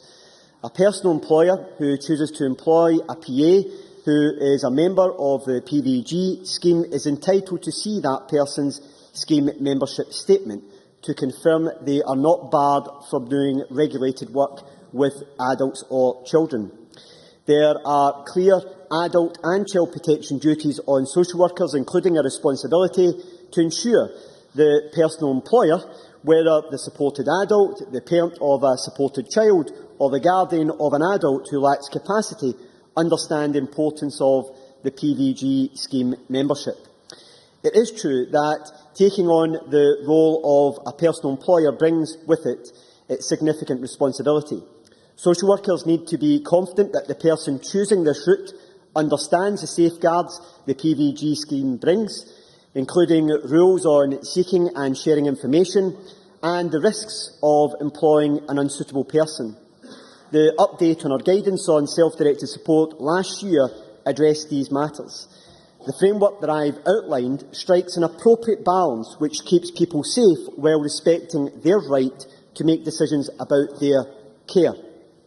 And in any case, if a further government were to change its policy, then it would already have the mechanism to do what Jackie Bailey wants via its regulating making powers under the Regulation of Care Act 2001, which provides powers to regulate for the registration and regulation of different types of social service workers. Though I would stress again that we have no plans to do so for the very clear policy reasons that I have outlined, this other power could, if necessary in the future, be used to enable the Scottish Social Services Council to regulate personal assistance. In conclusion, Presiding Officer, not only is it not necessary, and more importantly, I don't think desirable to include a regulating making power in this bill, which would intend to be used to regulate PAs for the very good policy reasons that I've outlined. Moving on to Jackie Bailey's further amendments, as I do not support her first amendment, which is now not clearly required, I do not support the other amendments in this group. Many thanks. And Jackie Bailey to wind up and press or withdraw her amendment. Thank you very much, Presiding Officer. Can I thank the Minister for his comments, which I listened to very carefully? And can I say that while social workers may have a responsibility for advising people about the Protecting Vulnerable Group scheme, the duty does not extend to ensuring that disabled people employ only those personal assistants who are part of the scheme. And if we're being frank, social workers already have a huge caseload. It is not realistic or reasonable to lay this burden on them, given all their other responsibilities. The bill, Presiding Officer, is rightly about ensuring choice and flexibility for the majority, but we do have a responsibility in this Parliament to ensure that we balance the undoubted opportunity that this presents with the risk. It is about striking a balance. It is about making sure that disabled people's views that they should be able to make their own choices about personal assistance is recognised and legitimate, but it is equally our responsibility in this Parliament to safeguard those who might be vulnerable. And let me conclude, Presiding Officer, by drawing members' attention once again to the very clear view of the Scottish Social Services Council, the Government's own agency on regulation, which haven't said we already have sufficient powers. They have said that there is a need for regulation in limited circumstances. We don't have a monopoly on wisdom, Presiding Officer. We should listen very carefully to what the regulators actually tell us. I intend to press my amendment. Thank you very much. So the question is that Amendment 2 be agreed to. Are we all agreed? We are not agreed. There will therefore be a 30-second division. A minute division.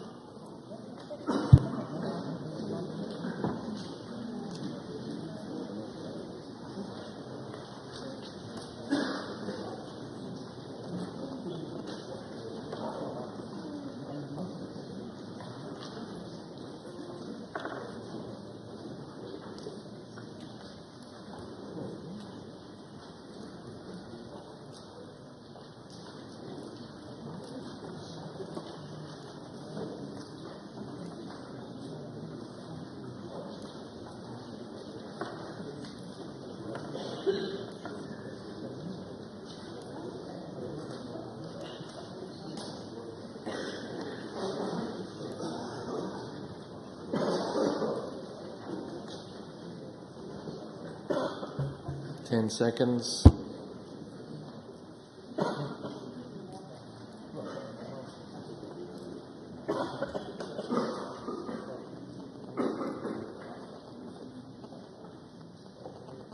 The result of the vote on amendment number 2 is yes 48, no 68. The amendment is therefore not agreed. I now call amendment number 25 in the name of Bob Doris, already debated with amendment 19. Mr Doris, to move or not move? Move. Thank you. The question is that amendment 25 be agreed to. Are we all agreed? We are. Call amendment number 26 in the name of Bob Doris, already debated with amendment 19. Mr Doris, to move or not move? Moved. The question is that amendment 26 be agreed to. Are we all agreed? We are. Now call amendment 27 in the name of Bob Doris, already debated with amendment 19. Mr Doris, to move or not move? Moved. The question is that amendment 27 be agreed to. Are we all agreed? We are agreed. Call amendment 12 in the name of Dr Richard Simpson, already debated with amendment 19. Dr Simpson, to move or not move? Not move. Thank you. I now call amendment 28 in the name of Bob Doris, already debated with amendment 19. Mr Doris, to move or not move? Moved. Thank you. The question is that amendment 28 be agreed to. Are we all agreed? We are agreed. I call amendment 13 in the name of Dr Richard Simpson, already debated with amendment 19. Dr Simpson, to move or not move? Not move. Thank you. The question is, I now call amendment number 3 in the name of Jackie Bailey, already debated with amendment 34. Jackie Bailey, to move or not move? Moved. Thank you. The question is that amendment 3 be agreed to. Are we all agreed? No. We are not agreed. There will therefore be a 30-second division. Please vote now.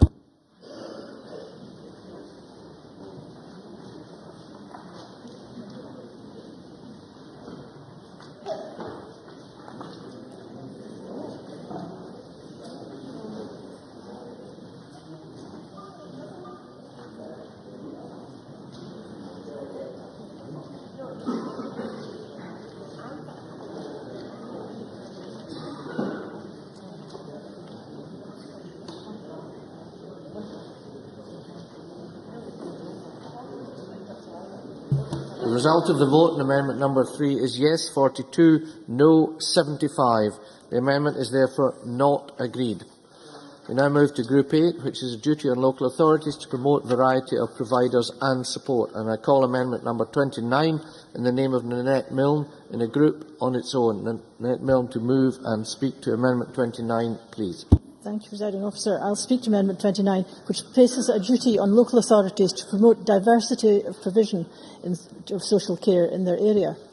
Members of the Lead Committee will recall that I lodged a similar amendment at Stage 2, which sought to replace a duty on local authorities in relation to providing a suitable variety of providers. I withdrew my amendment on the basis that I would have further discussions with the Minister prior to today's Stage 3 debate, and this amendment follows on from those discussions.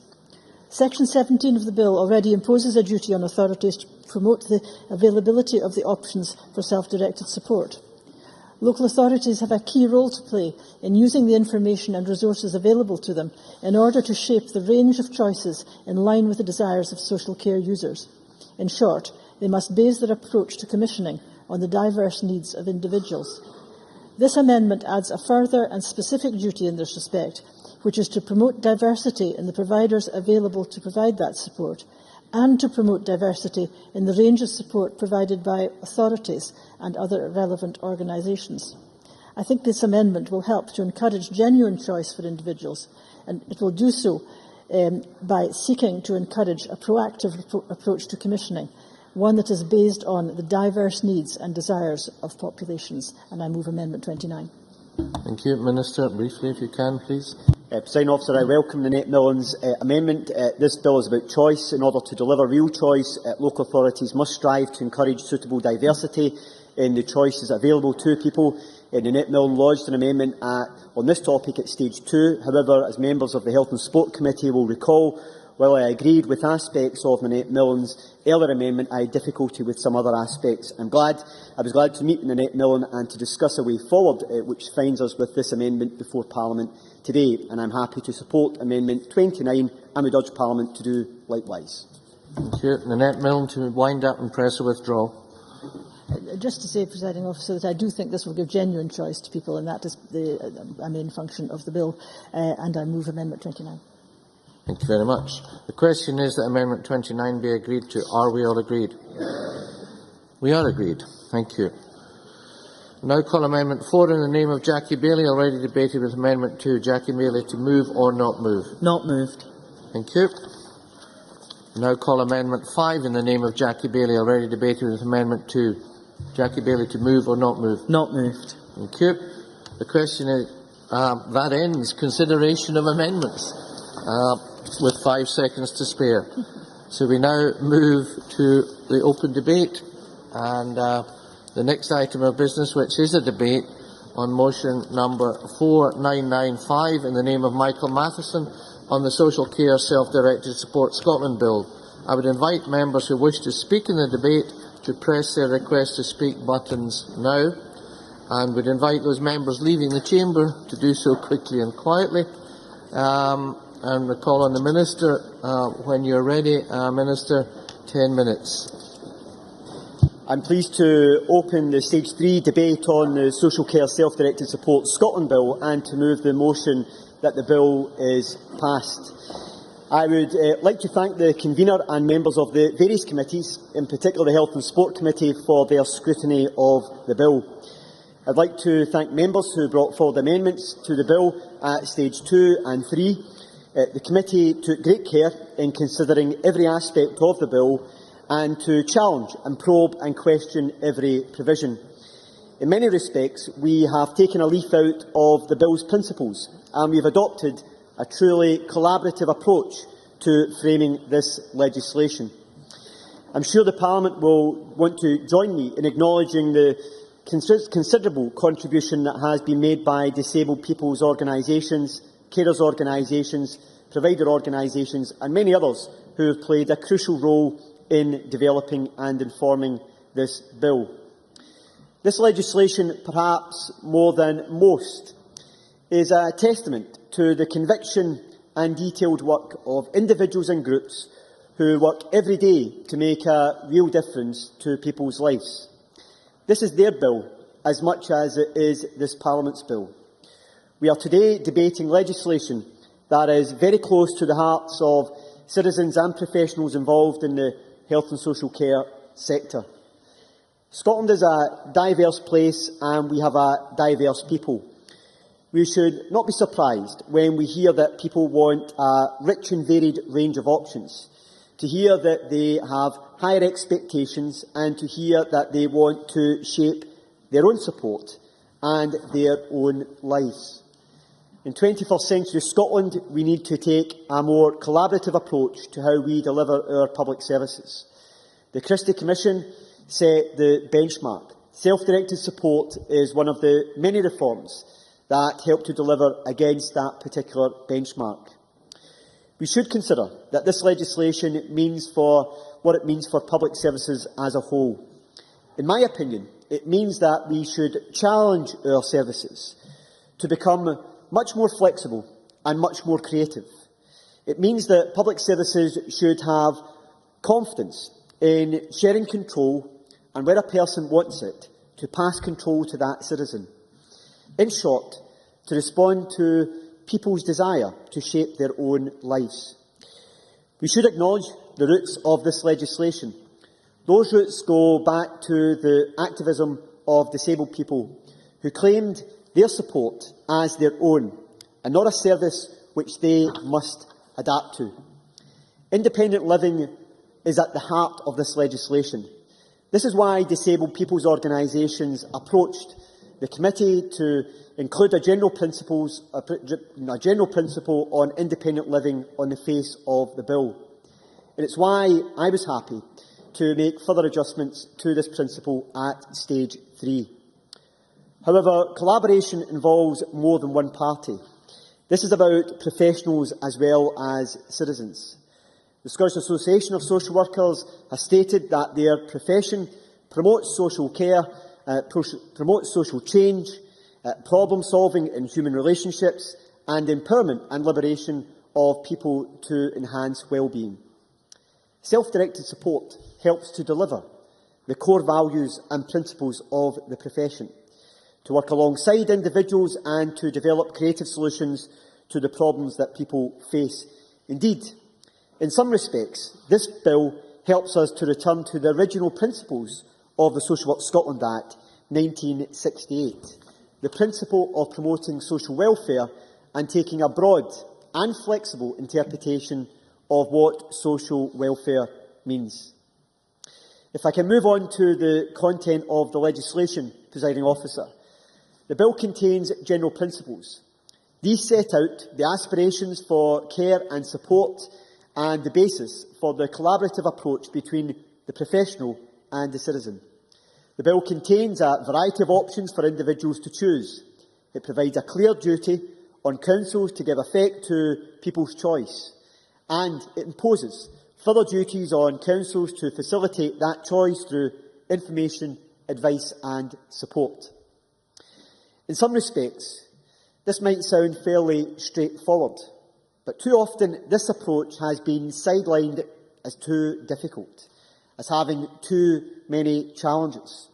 Well, a number of social work professionals, adults, children and carers have proven that it can be done, and this bill enshrines such an approach for all. We should take a few minutes to reflect on some of the challenges that lie ahead for the sector as they are called upon to implement this legislation. Our regulations and statutory guidance will help in this respect. The guidance framework will help to clarify the limits of choice and where it is simply not appropriate for choice to be offered. It will seek to provide reassurance to professionals in balancing their duties on protection alongside their duties to enable and to support.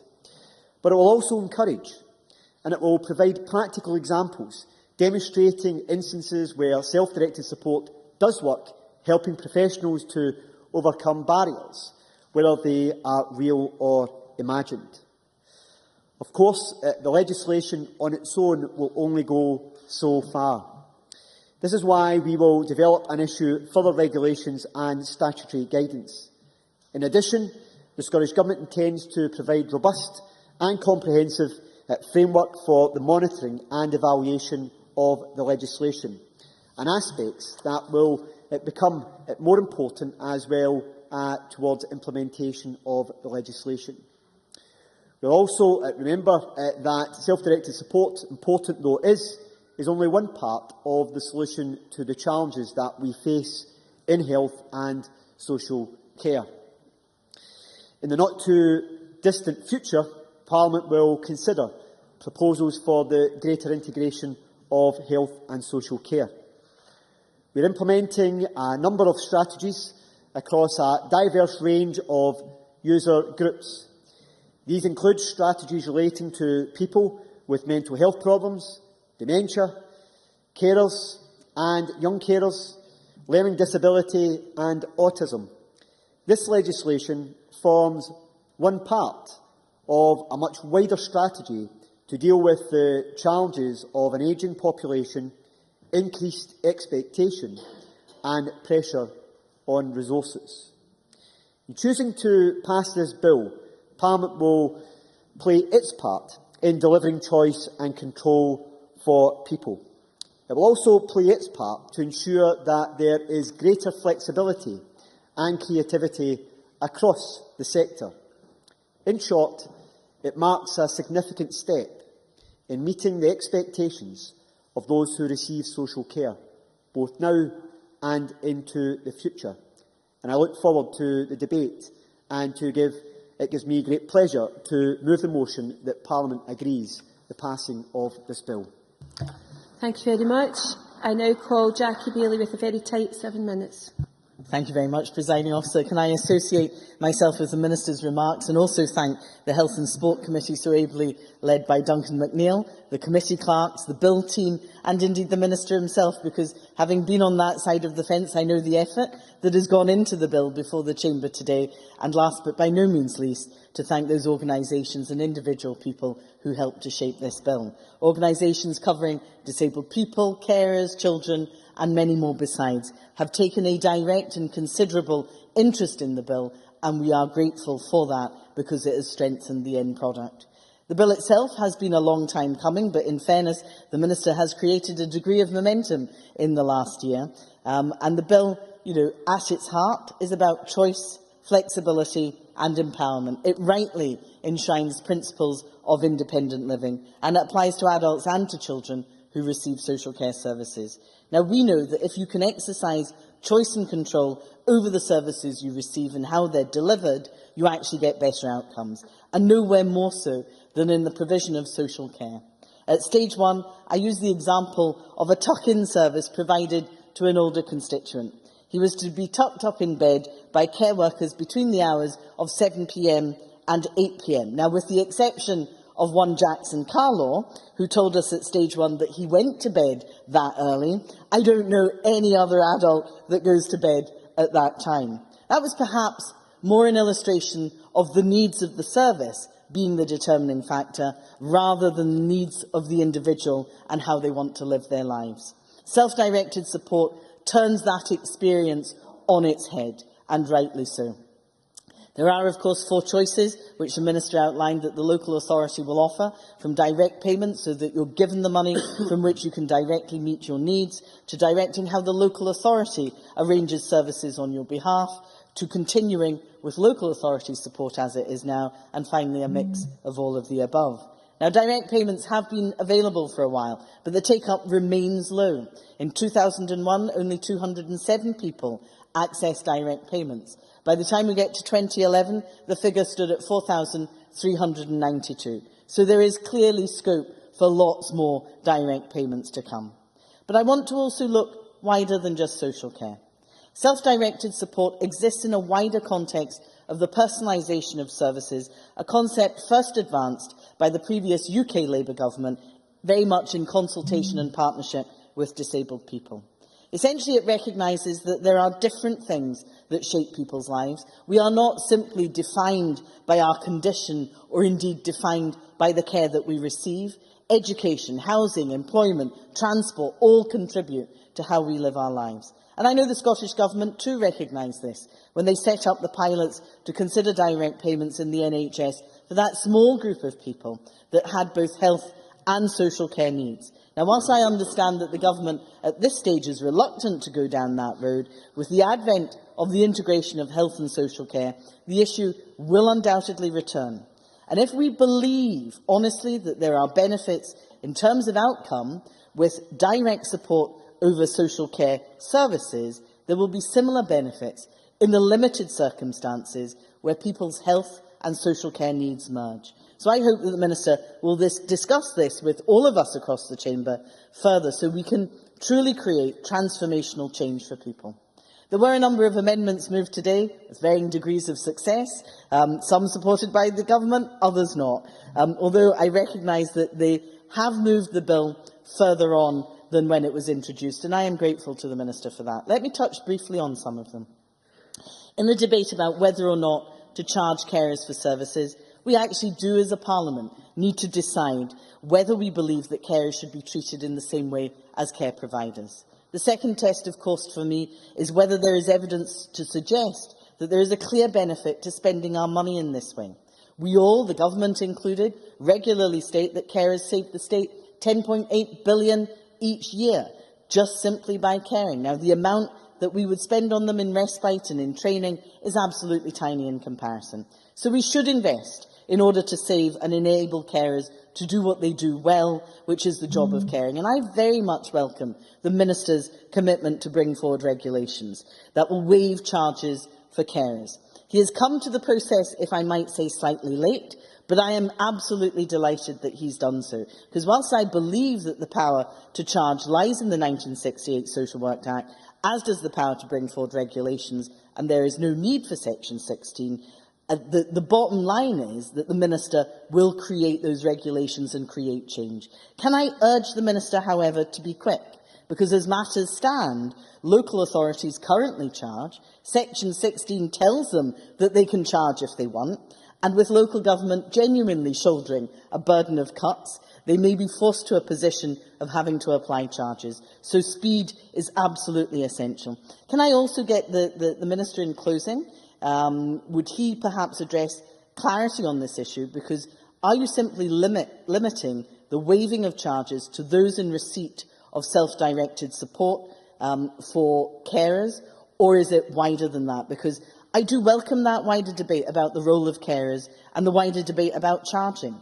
I'm clear that the power given to him in the 68 Social Work Act allows him to direct local authorities in all charging associated with social care and not just direct payments. Can he therefore advise the Chamber the scope of his intentions with regard to future regulations? Because he will be aware that there are still concerns about the postcode lottery in care charging that need to be addressed. Secondly, I want to touch briefly on advocacy. Although the bill extends choice and control so that there is a greater direction over how support is provided, there remains a need, Presiding Officer, for independent advocacy. I recognise that this will not be required for all, but it was nevertheless essential for some if we want the provisions of the bill to be realised. Finally, on the regulation of personal assistance, it is incumbent on this Parliament to recognise the needs of all and to balance the opportunities that this bill presents with the risks. They may be small, but if the Government's own agency believes that in limited circumstances personal assistance is required to be regulated, then we have to consider that. There is, however, much to welcome in the bill, and I think the bill overall is a good piece of legislation.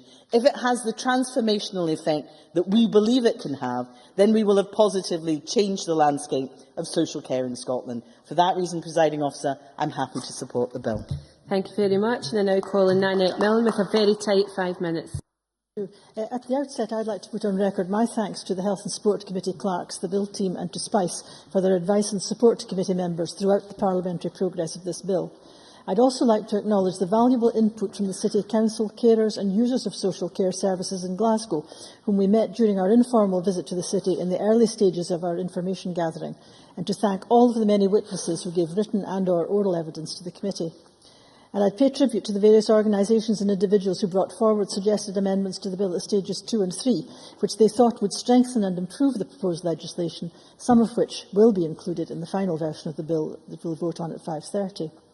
This is a popular bill whose general principles have been widely accepted across Scotland because it will introduce legislation which, if properly implemented, will embody the principles of independent living for everyone, giving to all citizens the same freedom, choice, dignity and control in their lives, whether at home, at work, in the community, empowering those using self-directed support to participate in society and to live a full and ordinary life. The very essence of the bill is the intention to achieve true independent living, and the focus has to be on what the system enables the individual to achieve, not on the system of support itself. There are high expectations that the bill will allow individuals who require social care to maintain a good quality of life and to fulfil their potential. Today we've set the framework, and that will have to be fleshed out by guidance and regulation. But the key to success will be how the provisions of the bill are implemented across local authority areas, by councils and by independent and voluntary sector providers.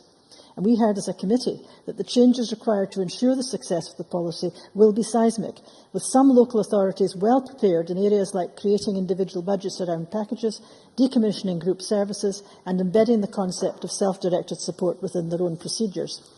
A cultural change will be required, which some councils will find more difficult than others, and it will therefore be important to oversee the implementation of the policy and to impose sanctions on any councils which are deemed to be failing. There will be tensions, as a public sector used to providing services for users has to accept that council-run facilities may not be what the user wants, and as an alternative market for services develops, to give more choice to service users. The commonly cited example was that facilities such as council-run day centres might wither on the vine if they are not what service users want and therefore become financially unviable. There are undoubtedly still concerns about the funding of social care packages, with examples given that when direct payments are made, they attract less money, whilst those opting for local authority provision of social care receive more. Local authority representatives at a conference I attended last week on taking the next steps in delivering self-directed support were in no doubt that this is the case in a number of council areas, and they felt that the bill did not go far enough to put a stop to this, and I know they will be very disappointed that Richard Simpson's amendments on the issue were not accepted by Parliament at stage 3. There are also concerns about the failure to include a right to independent advocacy within the bill, and I'm not sure that the Government has got that one right. The organisations concerned with children's welfare, like Barnardo's and Children's First, were concerned that the bill focused much more on adults than children, even though it will impact significantly on many children and their families in Scotland, particularly on the type and kind of services available to them. And they were particularly keen to ensure child protection and safeguarding by seeking a system of registration and regulating of people who might be working directly either with children or with adults living with children under 16 in the home. This was one of my reasons for supporting Jackie Bailey's amendment regarding personal assistance, even though it was not popular with a number of the disability groups. Presiding Officer, I don't think this bill is perfect. I don't think legislation ever is. But I do think that overall it will be a very significant benefit to those assessed as requiring social care, and provided it's not perceived by councils as a cost-cutting opportunity, but rather the chance to give greater independence and a better quality of life to service users, then I think it will be warmly welcomed across Scotland. Its implementation, however, will have to be carefully monitored. And with that, Presiding Officer, I can say that the Conservative Group will be voting for the bill at decision time this evening. Thank you very much. I now turn to the open debate. Speeches are very tight, so 4 minutes maximum. If members can take less, I might get everyone in. Bob Doris to be followed by Claudia Beamish.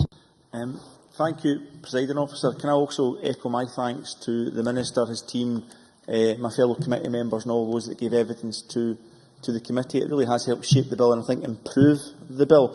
I want to make sure I reiterate something we said at the stage 1 debate about empowering those in need of care, and I think a few of us mentioned Margaret Cassidy, who gave evidence to our committee, and in the limited time I've got, I still want to make sure we put her views back on the record again, because I think it is so powerful. When asked about what life was like before personalisation and directing her own budget, she said it was so, and I'll tell you a wee thing. One time I wanted milk, and the woman who was helping me said that was not her job. I was only asking for a pint of milk, but she said, by the way, that's not my job, and I said to her, well, what is your job? And we had a falling out, and I told her, there's the door, and don't come back. She's now got a personal assistant and is doing wonderfully because she's directing the resource for her care that best meets her. And I think that's what self-directed support is all about. And I think it's important to remind ourselves, as we've had stage 3 today and had constructive engagement and sometimes disagreements in the best way to improve the bill, that we're all in the same direction of travel. And I want to kind of make that point. I think the bill has been improved, not in the direction that some would have wanted, but I think we can all agree it has been improved here today. I had one amendment, but that to one side in relation to charging. I heard with interest what Jackie Bailey said, but we all welcome the regulations. And if the Minister is correct, and I believe he is, we'll be in a far superior position in relation to charging at the end of this bill than we were before. That's what the process of legislation is all about in this place. We've reinforced the principles of independent living. We've got greater transparency in relation to the cost of the various options for self-directed support and the cash that follows that. Not the way Richard Simpson would have wanted it, but the government has moved to improve that process. So every step of the way, I think Parliament has come together to improve the process. I would like to talk about how we have to make sure across every local authority in the country, as this sweeps through, that we back the cultural change that will be needed by local authorities to make this work. And I'm going to mention one local authority of Glasgow. I'm not always going to agree with what Glasgow is doing, but I want to make sure that when I make these points, what I'm not talking about is self-directed support. I'm talking about that local debate about the best way services should be delivered. So in Glasgow, for example, the personalisation budget for those that would get a resource allocation under self-directed support has been cut by 20%, and that's something I disagreed with. And that was a local political choice that I have consistently disagreed with, but it was a local political choice. It is not connected to the principles of self-directed support. So I say to each member in here, when you look at what's happening in your local authorities, if you don't like what's happening in your local authorities, fight to improve it, challenge it, and make self-directed support work. But no actions taken in the local authorities actually undermines the principles of empowering people in relation to self-directed support. I did also promise to mention the reform of the day centres for adults with learning difficulties that's taking place in Glasgow right now, to a constituent that came to my surgery the other night, and that's to put the day centres from 7 to 4, so moving away from that traditional service, if you like. But understanding is there was no consultation at any point with the clients that use those day centres, and now they're moving to close them possibly as early as January. All I would say is that if self-directed support means anything, you have to consult with service users to see what type of service they want in service redesign. And I believe, to bring it back to this bill, Presiding Officer, I'm afraid you must close. Well, in the last 6 seconds, can I just say, Presiding Officer, I think this will be a step change for empowering people across Scotland. Thank you very much. I now call Claudia Beamish to be followed by Gil Patterson. Thank you, Presiding Officer. As convener of the cross-party group on carers, I'm glad to have the opportunity to speak in this, about this important bill, hopefully to shed some light on the carers' perspective and also to put down some markers for the future. I've listened carefully to the views of kinship carers and young carers, for example, the Midlothian Kinship Carers Group. 2012 Carers' Rights Day is this Friday, and the theme is getting help in tough times. The Princess Royal Trust Lanarkshire's Carer Centre is holding a drop-in day in my regional office, and I know that other members across the Chamber will be supporting that carers should know what their rights are, which is part of the story, but the other part is making sure they have rights and respect across Scotland. Carers, as highlighted in Caring Together, Scotland's carer strategy, should be seen as equal and expert partners in the provision of care. The cross-party group on carers has talked through and fought for many issues, and many members have been supportive of carers' concerns, not least the previous CPG conveners Bill Kidd and Joanne Lamont. As it stands, this bill will provide local authorities with the power to provide such support rather than the statutory duty. I do believe that at present a discretionary power is the only workable option due to the uncertainty over costs and many other issues. However, it is indeed disappointing that the Scottish Government has had years to cost the implications of a duty, and I ask the Minister to consider bringing this back in the future and to address this possibility in his closing remarks.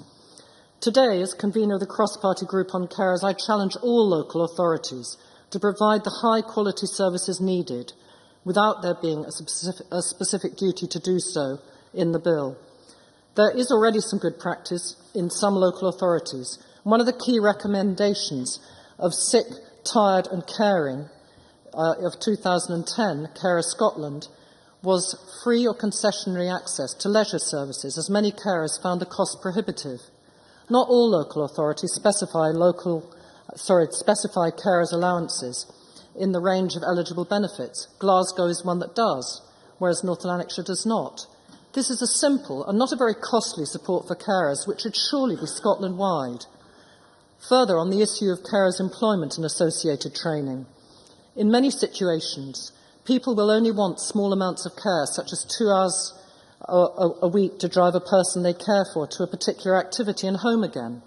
As it can be difficult to employ someone for such a small amount of hours, especially in an isolated rural or island community, I'm sure that members will agree that close relatives will be ideally placed to do this type of work in many circumstances. Indeed, in the case of high levels of disability, such as autism, the advantages of having close relatives as carers can also be valuable. As people with autism require consistency and understanding of their routines from their carers, family members can be well placed to provide this. I hope members will join with me in welcoming this provision of the bill. Further, on the issue of training, I would argue that training for unpaid carers should also be supported by local authorities, and I look forward to hearing now from the Minister in the future what the clear guidance will be on this issue. Can the Minister also confirm that any provision for self-directed support to an individual carer will be kept separate from that of the person they care for, as this is crucial for the well-being of carers? And finally, my colleague Jackie Bailey's amendment to leave out section 16 has not received the required support, but I, along with many carers' organisations, will be looking very carefully at what seems to be rather a last-minute agreement by the Minister to bring in regulation on this issue, and I hope that the consultation for this will come forward in the near future. Thank you. Thank you very much. I now call Gill Patterson to be followed by Malcolm Church. Presiding Officer, it has been just over 2 months since we debated this legislation at stage 1, and I'm pleased that over this period the Scottish Government has taken on board a number of the issues that were raised during that debate and subsequently during the stage 2 proceedings. The main aim of the bill is to give more of those who need to be cared for the independence that able-bodied persons take for granted. By ensuring that this principle is adhered to, it is hoped that those with disabilities can be better included in society and have a greater level of responsibility in securing the care that they require to function. Giving them control over the financial side of the equation allows them such responsibility.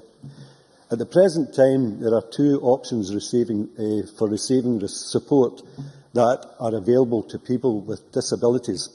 Direct payment involves the local authority paying the supported person directly, who then spends the money on the support they require. We also have the more traditional method where local authorities are given the responsibility to select the required support required and make payment without direct involvement with the supported person.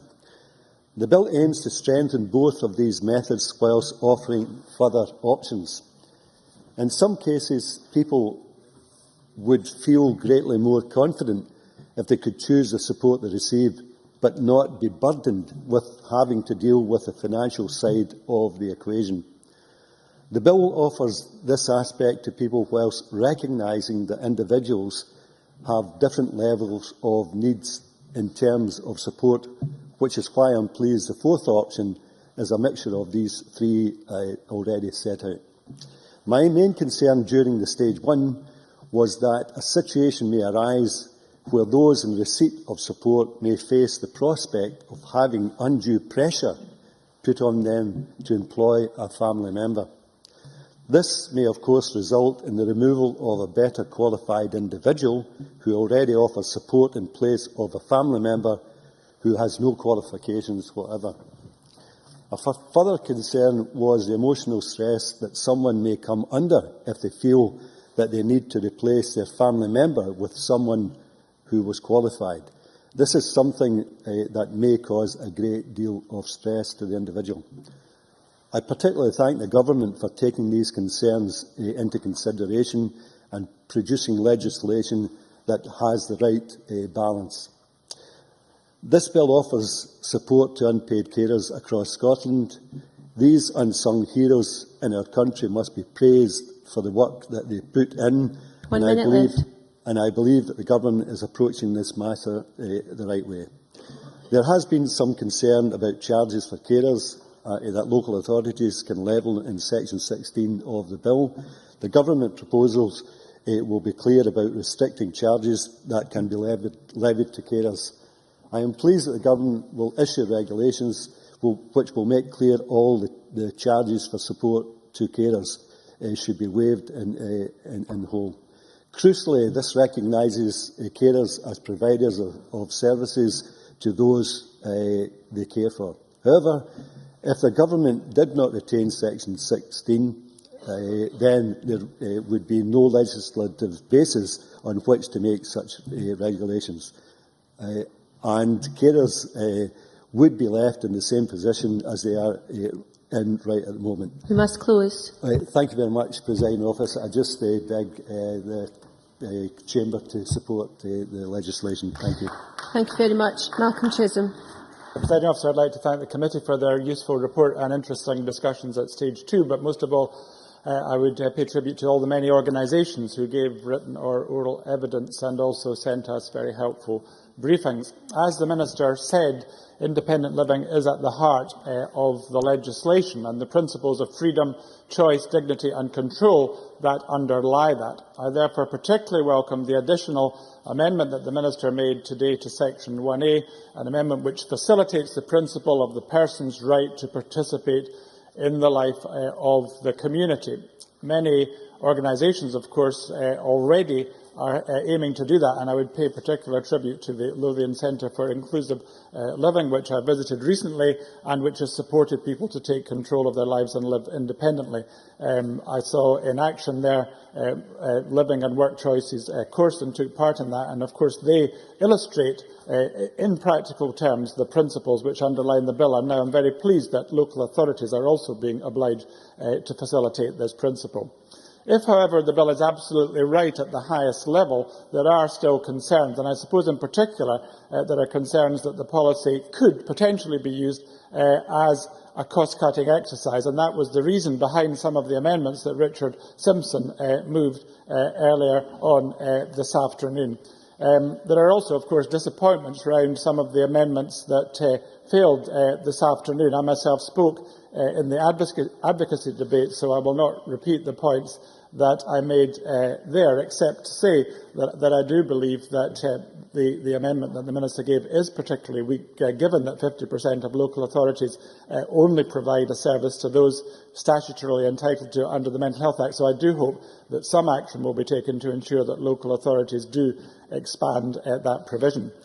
I won't also rerun the debate on charging carers, but I was struck by the way in which the Minister did bring forward detailed explanations that were not produced at stage 2. And I do have some concerns about that, because it's very difficult for members at the very last stage of a bill to actually be able to judge what a minister is saying in such technical detail. And I would urge the Minister and his colleagues to make sure that that level of technical information is presented at stage 2, so that members can then consult the details of the 1968 Act or wherever else it is and see, in fact, whether what the Minister is saying is convincing or not. I did note in the stage 2 debate that the Minister said, with reference to 16, he said that Section 16 is largely a technical provision. Well, that is certainly not what he said today, so I was quite unprepared for the information he gave today, and in that sense was forced to vote blind, although obviously I was guided by my able front bench colleagues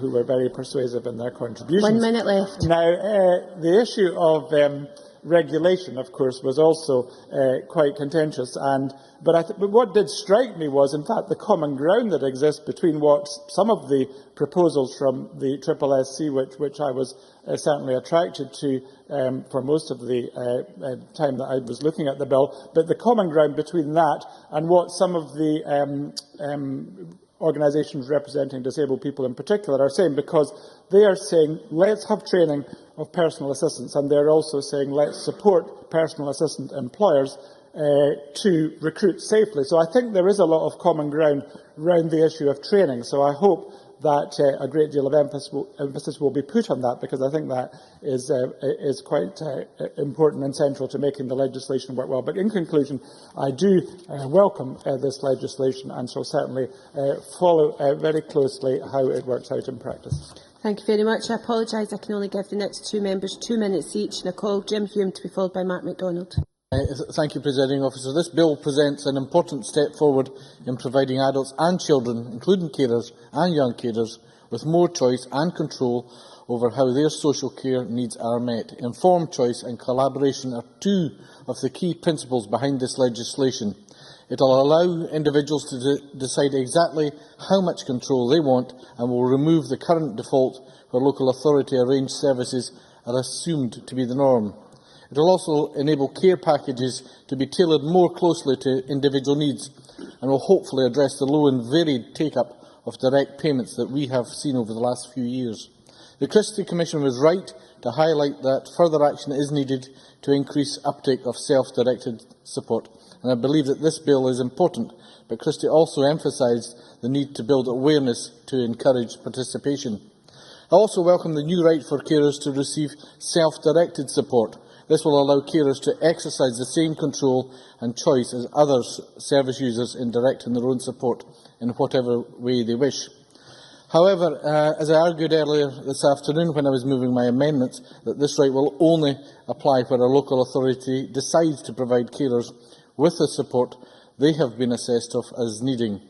I hope that the Government's decision to oppose my amendment will not result in inequality of service provision across the country, perhaps a postcode lottery. 30 seconds. My colleague Alison McInnes raised concerns at stage 2 around the provision in the bill allowing the supported person to change their choice of self-directed support. Since stage 2, this specific issue has been looked at closely and will now be addressed through statutory guidance. Even though I believe my amendments would have strengthened the bill and supported carers even more, the Liberal Democrats, of course, shall be still supporting the bill at decision time this evening. Thank you very much. Now call Mark MacDonald.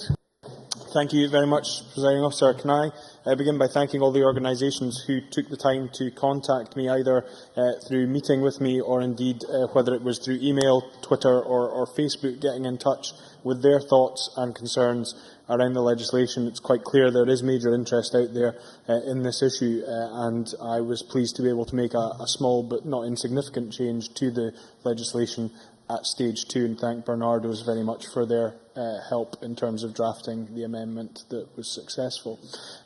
Because I've got limited time, Presiding Officer, and I fully understand the reasons for that, I want to focus in on the issue around carers. I too am a member of the cross-party group on carers, and I believe that carers have an absolutely vital role to play. While this is a legislation which puts the individual very much at the centre of the process and allows for a much greater degree of personal independence, we should not forget the important role that carers play, often in situations where individuals may not be able themselves to exercise those choices. And I think it's clear from everything that the Government has said in its strategies that carers are absolutely a fundamental part of the process. And I've seen first-hand the experience of carers both prior to and following this government coming to power, and I think that the shift in prioritisation of carers has been quite dramatic.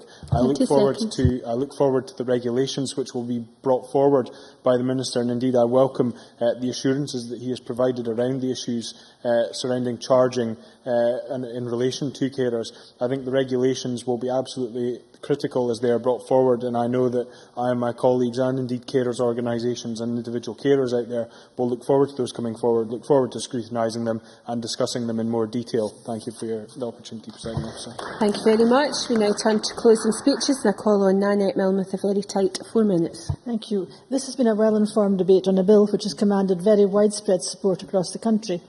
It's generally accepted that real independent living for every citizen is a goal we should be aiming for in a fair 21st century Scotland, and that the Social Care Self-Directed Support Scotland Bill provides the legislative framework for that to happen. No voices were raised against the principles of the bill, and the amendments brought forward in the later stages of its parliamentary progress were aimed at strengthening some of its provisions to try and ensure its robustness as a piece of legislation. Not all these amendments were accepted, but they were given a fair hearing, and the Scottish Government appears confident that their aims can be satisfied within guidance and regulation.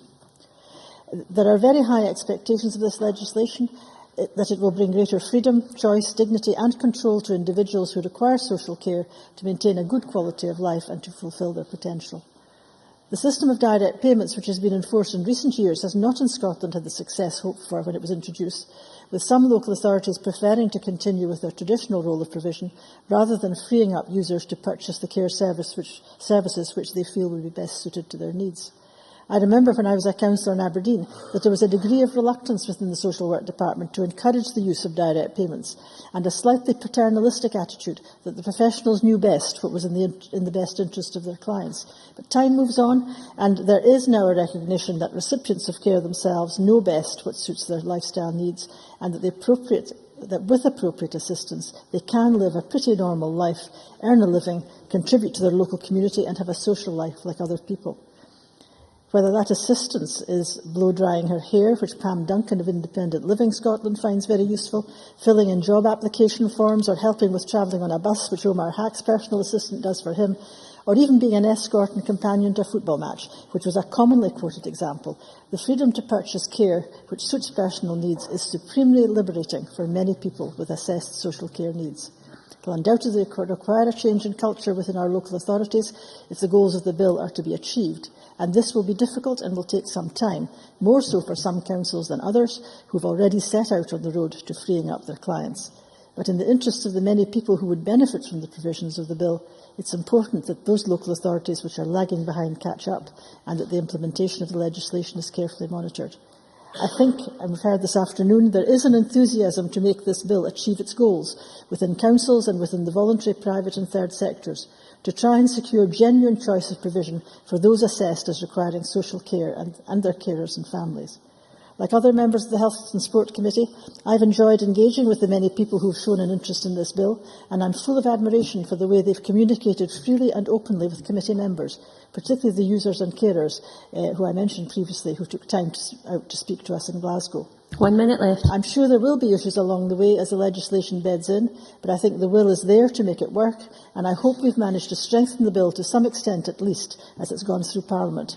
I've felt from the outset that it will not reach its full potential until we have integration of health and social care within Scotland, and I look forward to seeing the details of the proposed legislation on that when it's brought forward. Presiding Officer, I look forward to the bill being approved this evening, to its implementation in the months and years to come, and to the freedom of choice which it should make possible for all those requiring social care. Thank you very much. I now call Dr Richard Simpson, 6 minutes. Thank you, Deputy Presiding Officer. I want to begin by thanking colleagues, the Minister, the Bill team, but crucially the many organisations across Scotland for the critical but collaborative approach there has been to this bill. Self-directed support is not new, but this bill moves us further down a pathway of respect and dignity for those who require support, giving them control insofar as they may wish to take that control. Supporting independent living should reflect the principle that a partnership of collaboration between the user and the professional is central in the way that we wish to take things forward. Self-directed support has been in place for a number of years, in fact, since about 1996. Yet, as Jackie Bailey said, the numbers that have availed themselves in this in Scotland are really quite small, and about half the number in England. There's been a perception that some Scottish local authorities and some social workers have been quite reluctant to encourage SDS. The bill will not change the culture, and there could remain many subtle and some not so subtle pressures to retain direct local authority services. And the not so subtle should be transparent, as my amendment had tried to make clear, to ensure that any discrepancy between payments under the various options is indeed justifiable and, more importantly, can be monitored. And I think that I would hope that the Government would require local authorities to record the variations and the Inspectorate to be rigorous in examining why there were differences. The bill has been amended in respect of children and young people, and I think that the Minister's amendments in that respect have been welcoming. The independent advocacy we've not been able to reach agreement on. I think we all believe that this is important. The Minister clearly believes that the provision of information is sufficient, but as many speakers have pointed out, Nanette Milne, Martin Chisholm and others, that there is a real patchy availability of independent advocacy services. So it will fall to the Minister to ensure that the wishes that he's clearly expressed are in fact followed through in every local authority. Carers remain critical to all aspects of support for those with disability, and as Claudia Beamish said, should be an equal partner. That they're still not assessed in large numbers is worrying, but the Minister's announcement today to take a number of aspects of this forward is welcome, and particularly in his comments about promoting preventive work, because the threshold for support is often far too high. I would add, however, that there is a continuing need that where carers play a significant role, there are really detailed emergency plans in place so that care continues without additional stress in the event of a carer being incapacitated. The issues around charging have also been debated today, and we will await with interest what the Minister brings forward, and I would be grateful if he would give us some indication of a timetable on what he is actually proposing in respect of charges, because certainly the unfairness already in community charging of huge variations across councils is something which is for us at least a worry, and I think that the charging of carers for some aspects of their work would be important. There clearly needs to be a balance between localism and national aspirations, and this won't be easy, but I would look forward to the Minister's further enlightenment of us in his summing up. One of the problems with individuals is that they don't always fall into neat categories. Those who have a defined incapacity within the Adults with Incapacity Act or the Vulnerable Adults Act should be protected, but those who are not vulnerable should be given the freedom to act to maintain their independence within the requirement of prudent expenditure of public money. But the prudence must not be prescriptive, and many speakers have given examples of what can help. A holiday may improve mental health and well-being sufficiently to make a big difference. Unorthodox measures can improve self-confidence and be a highly effective use of public money. Riding for the disabled in my constituency, for example, is just one example. Gym membership is another, and other speakers have given other examples. So we need to support the wishes of the individual as to how they use their money, and that's important. But the Law Society's concerns remain about risk assessment of those involving in providing assistance. That was rejected today by the government and the government party, but I just think that we need to look at that perhaps in terms of regulation. The Minister declined also to take the powers to regulate on personal assistance. Remember that we were not saying that he should do so immediately. We were saying that he should take the powers in the future to do so. He suggested that these were already available, but actually I'm not sure that they are, and the debate on that I think will be interesting to see how the organisations do respond. I hope that he is indeed correct in this. Certainly, as Malcolm Chisholm said, things like training of personal assistants is thought to be desirable by many of the organisations representing disabled persons, and that sort of part of regulation is important. PVGs, after all, are not compulsory, and people may be persuaded not to proceed down that line by someone who is really over-influencing. To conclude, Deputy Presiding Officer, this bill will help to ensure that the legitimate aspirations for flexible support for those who have a disability are achieved. The independent living movement has been very supportive in helping us to get to a bill which is useful. This is a further step in a continuing journey begun with the Disability Discrimination Act and the Social Work Act of '68, and it will progress the changes in society's attitudes to disability, a change given glorious expression in the support for the Paralympics. We commend this bill, and we'll look forward to the post-legislative scrutiny, which may be particularly important to make sure that all our hopes are fully realised. Thank you very much. And I now call on Michael Matheson to wind up the debate. Minister, you have until 5:30. Thank you, Presiding Officer. Can I begin by thanking all the members for their contributions in the debate here this afternoon. I think it's been a considered and thoughtful debate, and there is a clear sense of cross-party support for this important piece of legislation. And there has been a real desire from stage one, when this bill started its process of scrutiny with the Health and Sport Committee, right through to stage 2 and stage 3, a genuine desire across the parties to attempt to make further improvements to this bill. And I believe the bill that we have today at the end of that process is a better bill than we had when it was introduced to Parliament in February of this year. Presiding Officer, when I started out in my career in the health and social care setting, let's say about 20 years ago, and I know many will be looking at me thinking you couldn't have started your career 20 years ago, but when I hear noises of approval from Jackie Bailey, of which I'm particularly surprised, very much, although there was a culture about the idea that we should give people much greater choice around how their care should be provided, it was very constrained choice. It was choice that was defined by the local authority, and it was choice that was defined by the professionals themselves. And despite the introduction of direct payments over 20 years, there has been a very slow uptake in them, and there has at times, I think, been a level of unhelpful resistance that can often be created by professionals and local authorities over encouraging people to take up direct payments, given the way that they give individuals much greater choice.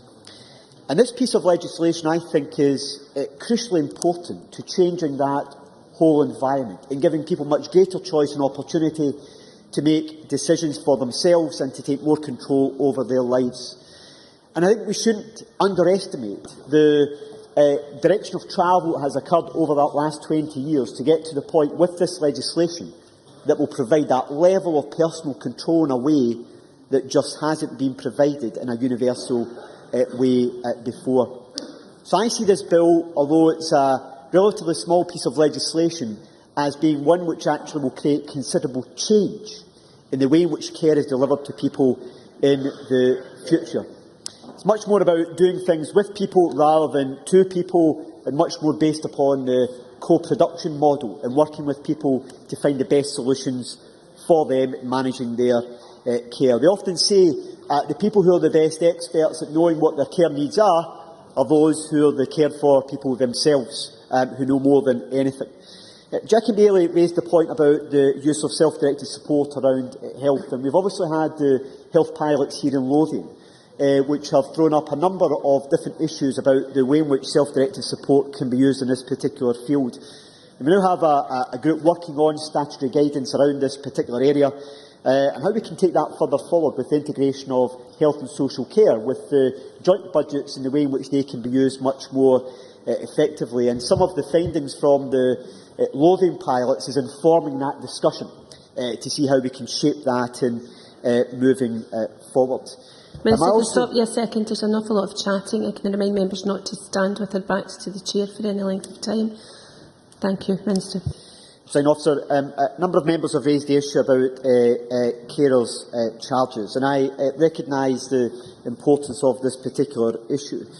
The technical provision of Section 16 is to provide us with the route in which to actually regulate in this area.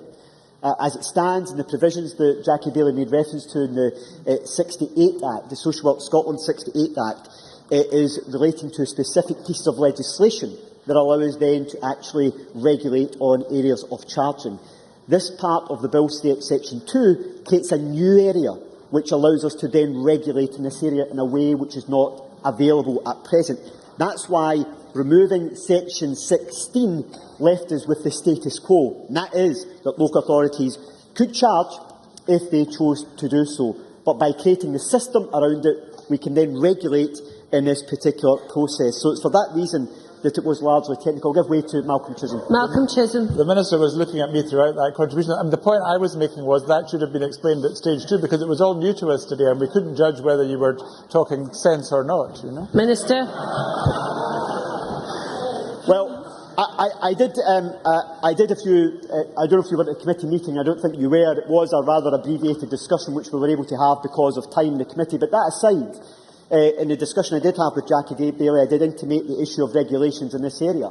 But what I can say to you is that what is important is that when it's recognised you're wrong, you should just admit you're wrong. And I know that's hard for Jackie Baillie, but in this instance, she is simply wrong. And that's why we are taking forward the regulation in this area.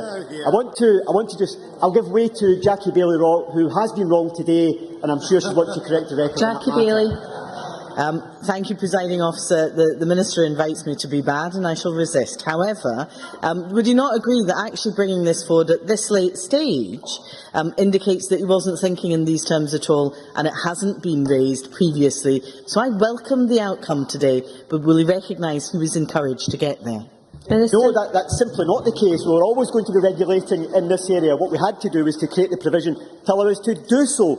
But today, carers actually are in a much better position as a result of the actions we have taken, rather than following Jackie Baillie into a situation that would have created greater uncertainty and the possibility of carers being subject to charges. But what I think is also important here, in looking at issues around carers, I think over the years, carers issues have very often been dealt with in a piecemeal fashion, with being bits that have been dealt with here and there. And I do think as a society we have to look at how we can deal with carers issues in a much more comprehensive and effective way, and I intend to discuss that with the national carers organisations to explore what's the best way in which to address some of these issues, these fundamental issues, more effectively in the future.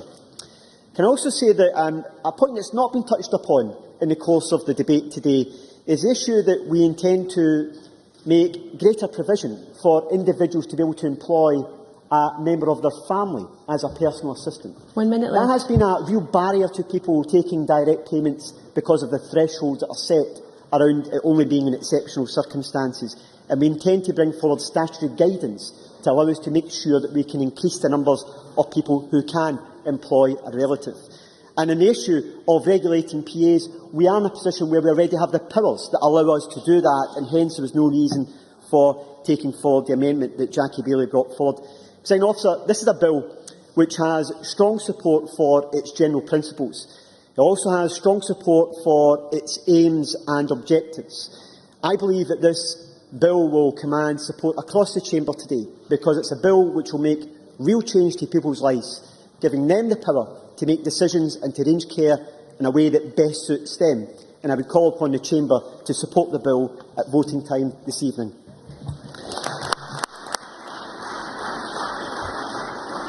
Thank you very much. That concludes the debate on the Social Care Self-Directed Support Scotland Bill, and it is now time to move on to the next item of business. And the next item of business is consideration of Business Motion 5021 in the name of Joe Fitzpatrick on behalf of the Parliamentary Bureau, setting out a business programme. And I would ask any member who wishes to speak against the motion to press the request to speak buttons now. And I call on Joe Fitzpatrick to move motion number 5021. Minister. Formally moved. Thank you. No member has asked to speak against the motion, therefore I will now put the question to the chamber. The question is that motion number 5021 in the name of Joe Fitzpatrick be agreed to. Are we all agreed? We are all agreed. The motion is therefore agreed to. And that brings us to decision time. And there is one question to be put as a result of today's business. The question is that motion 4995 in the name of Michael Matheson on the Social Care Self-Directed Support Scotland Bill be agreed to. Are we all agreed? Yes. We are all agreed. The motion is therefore agreed to.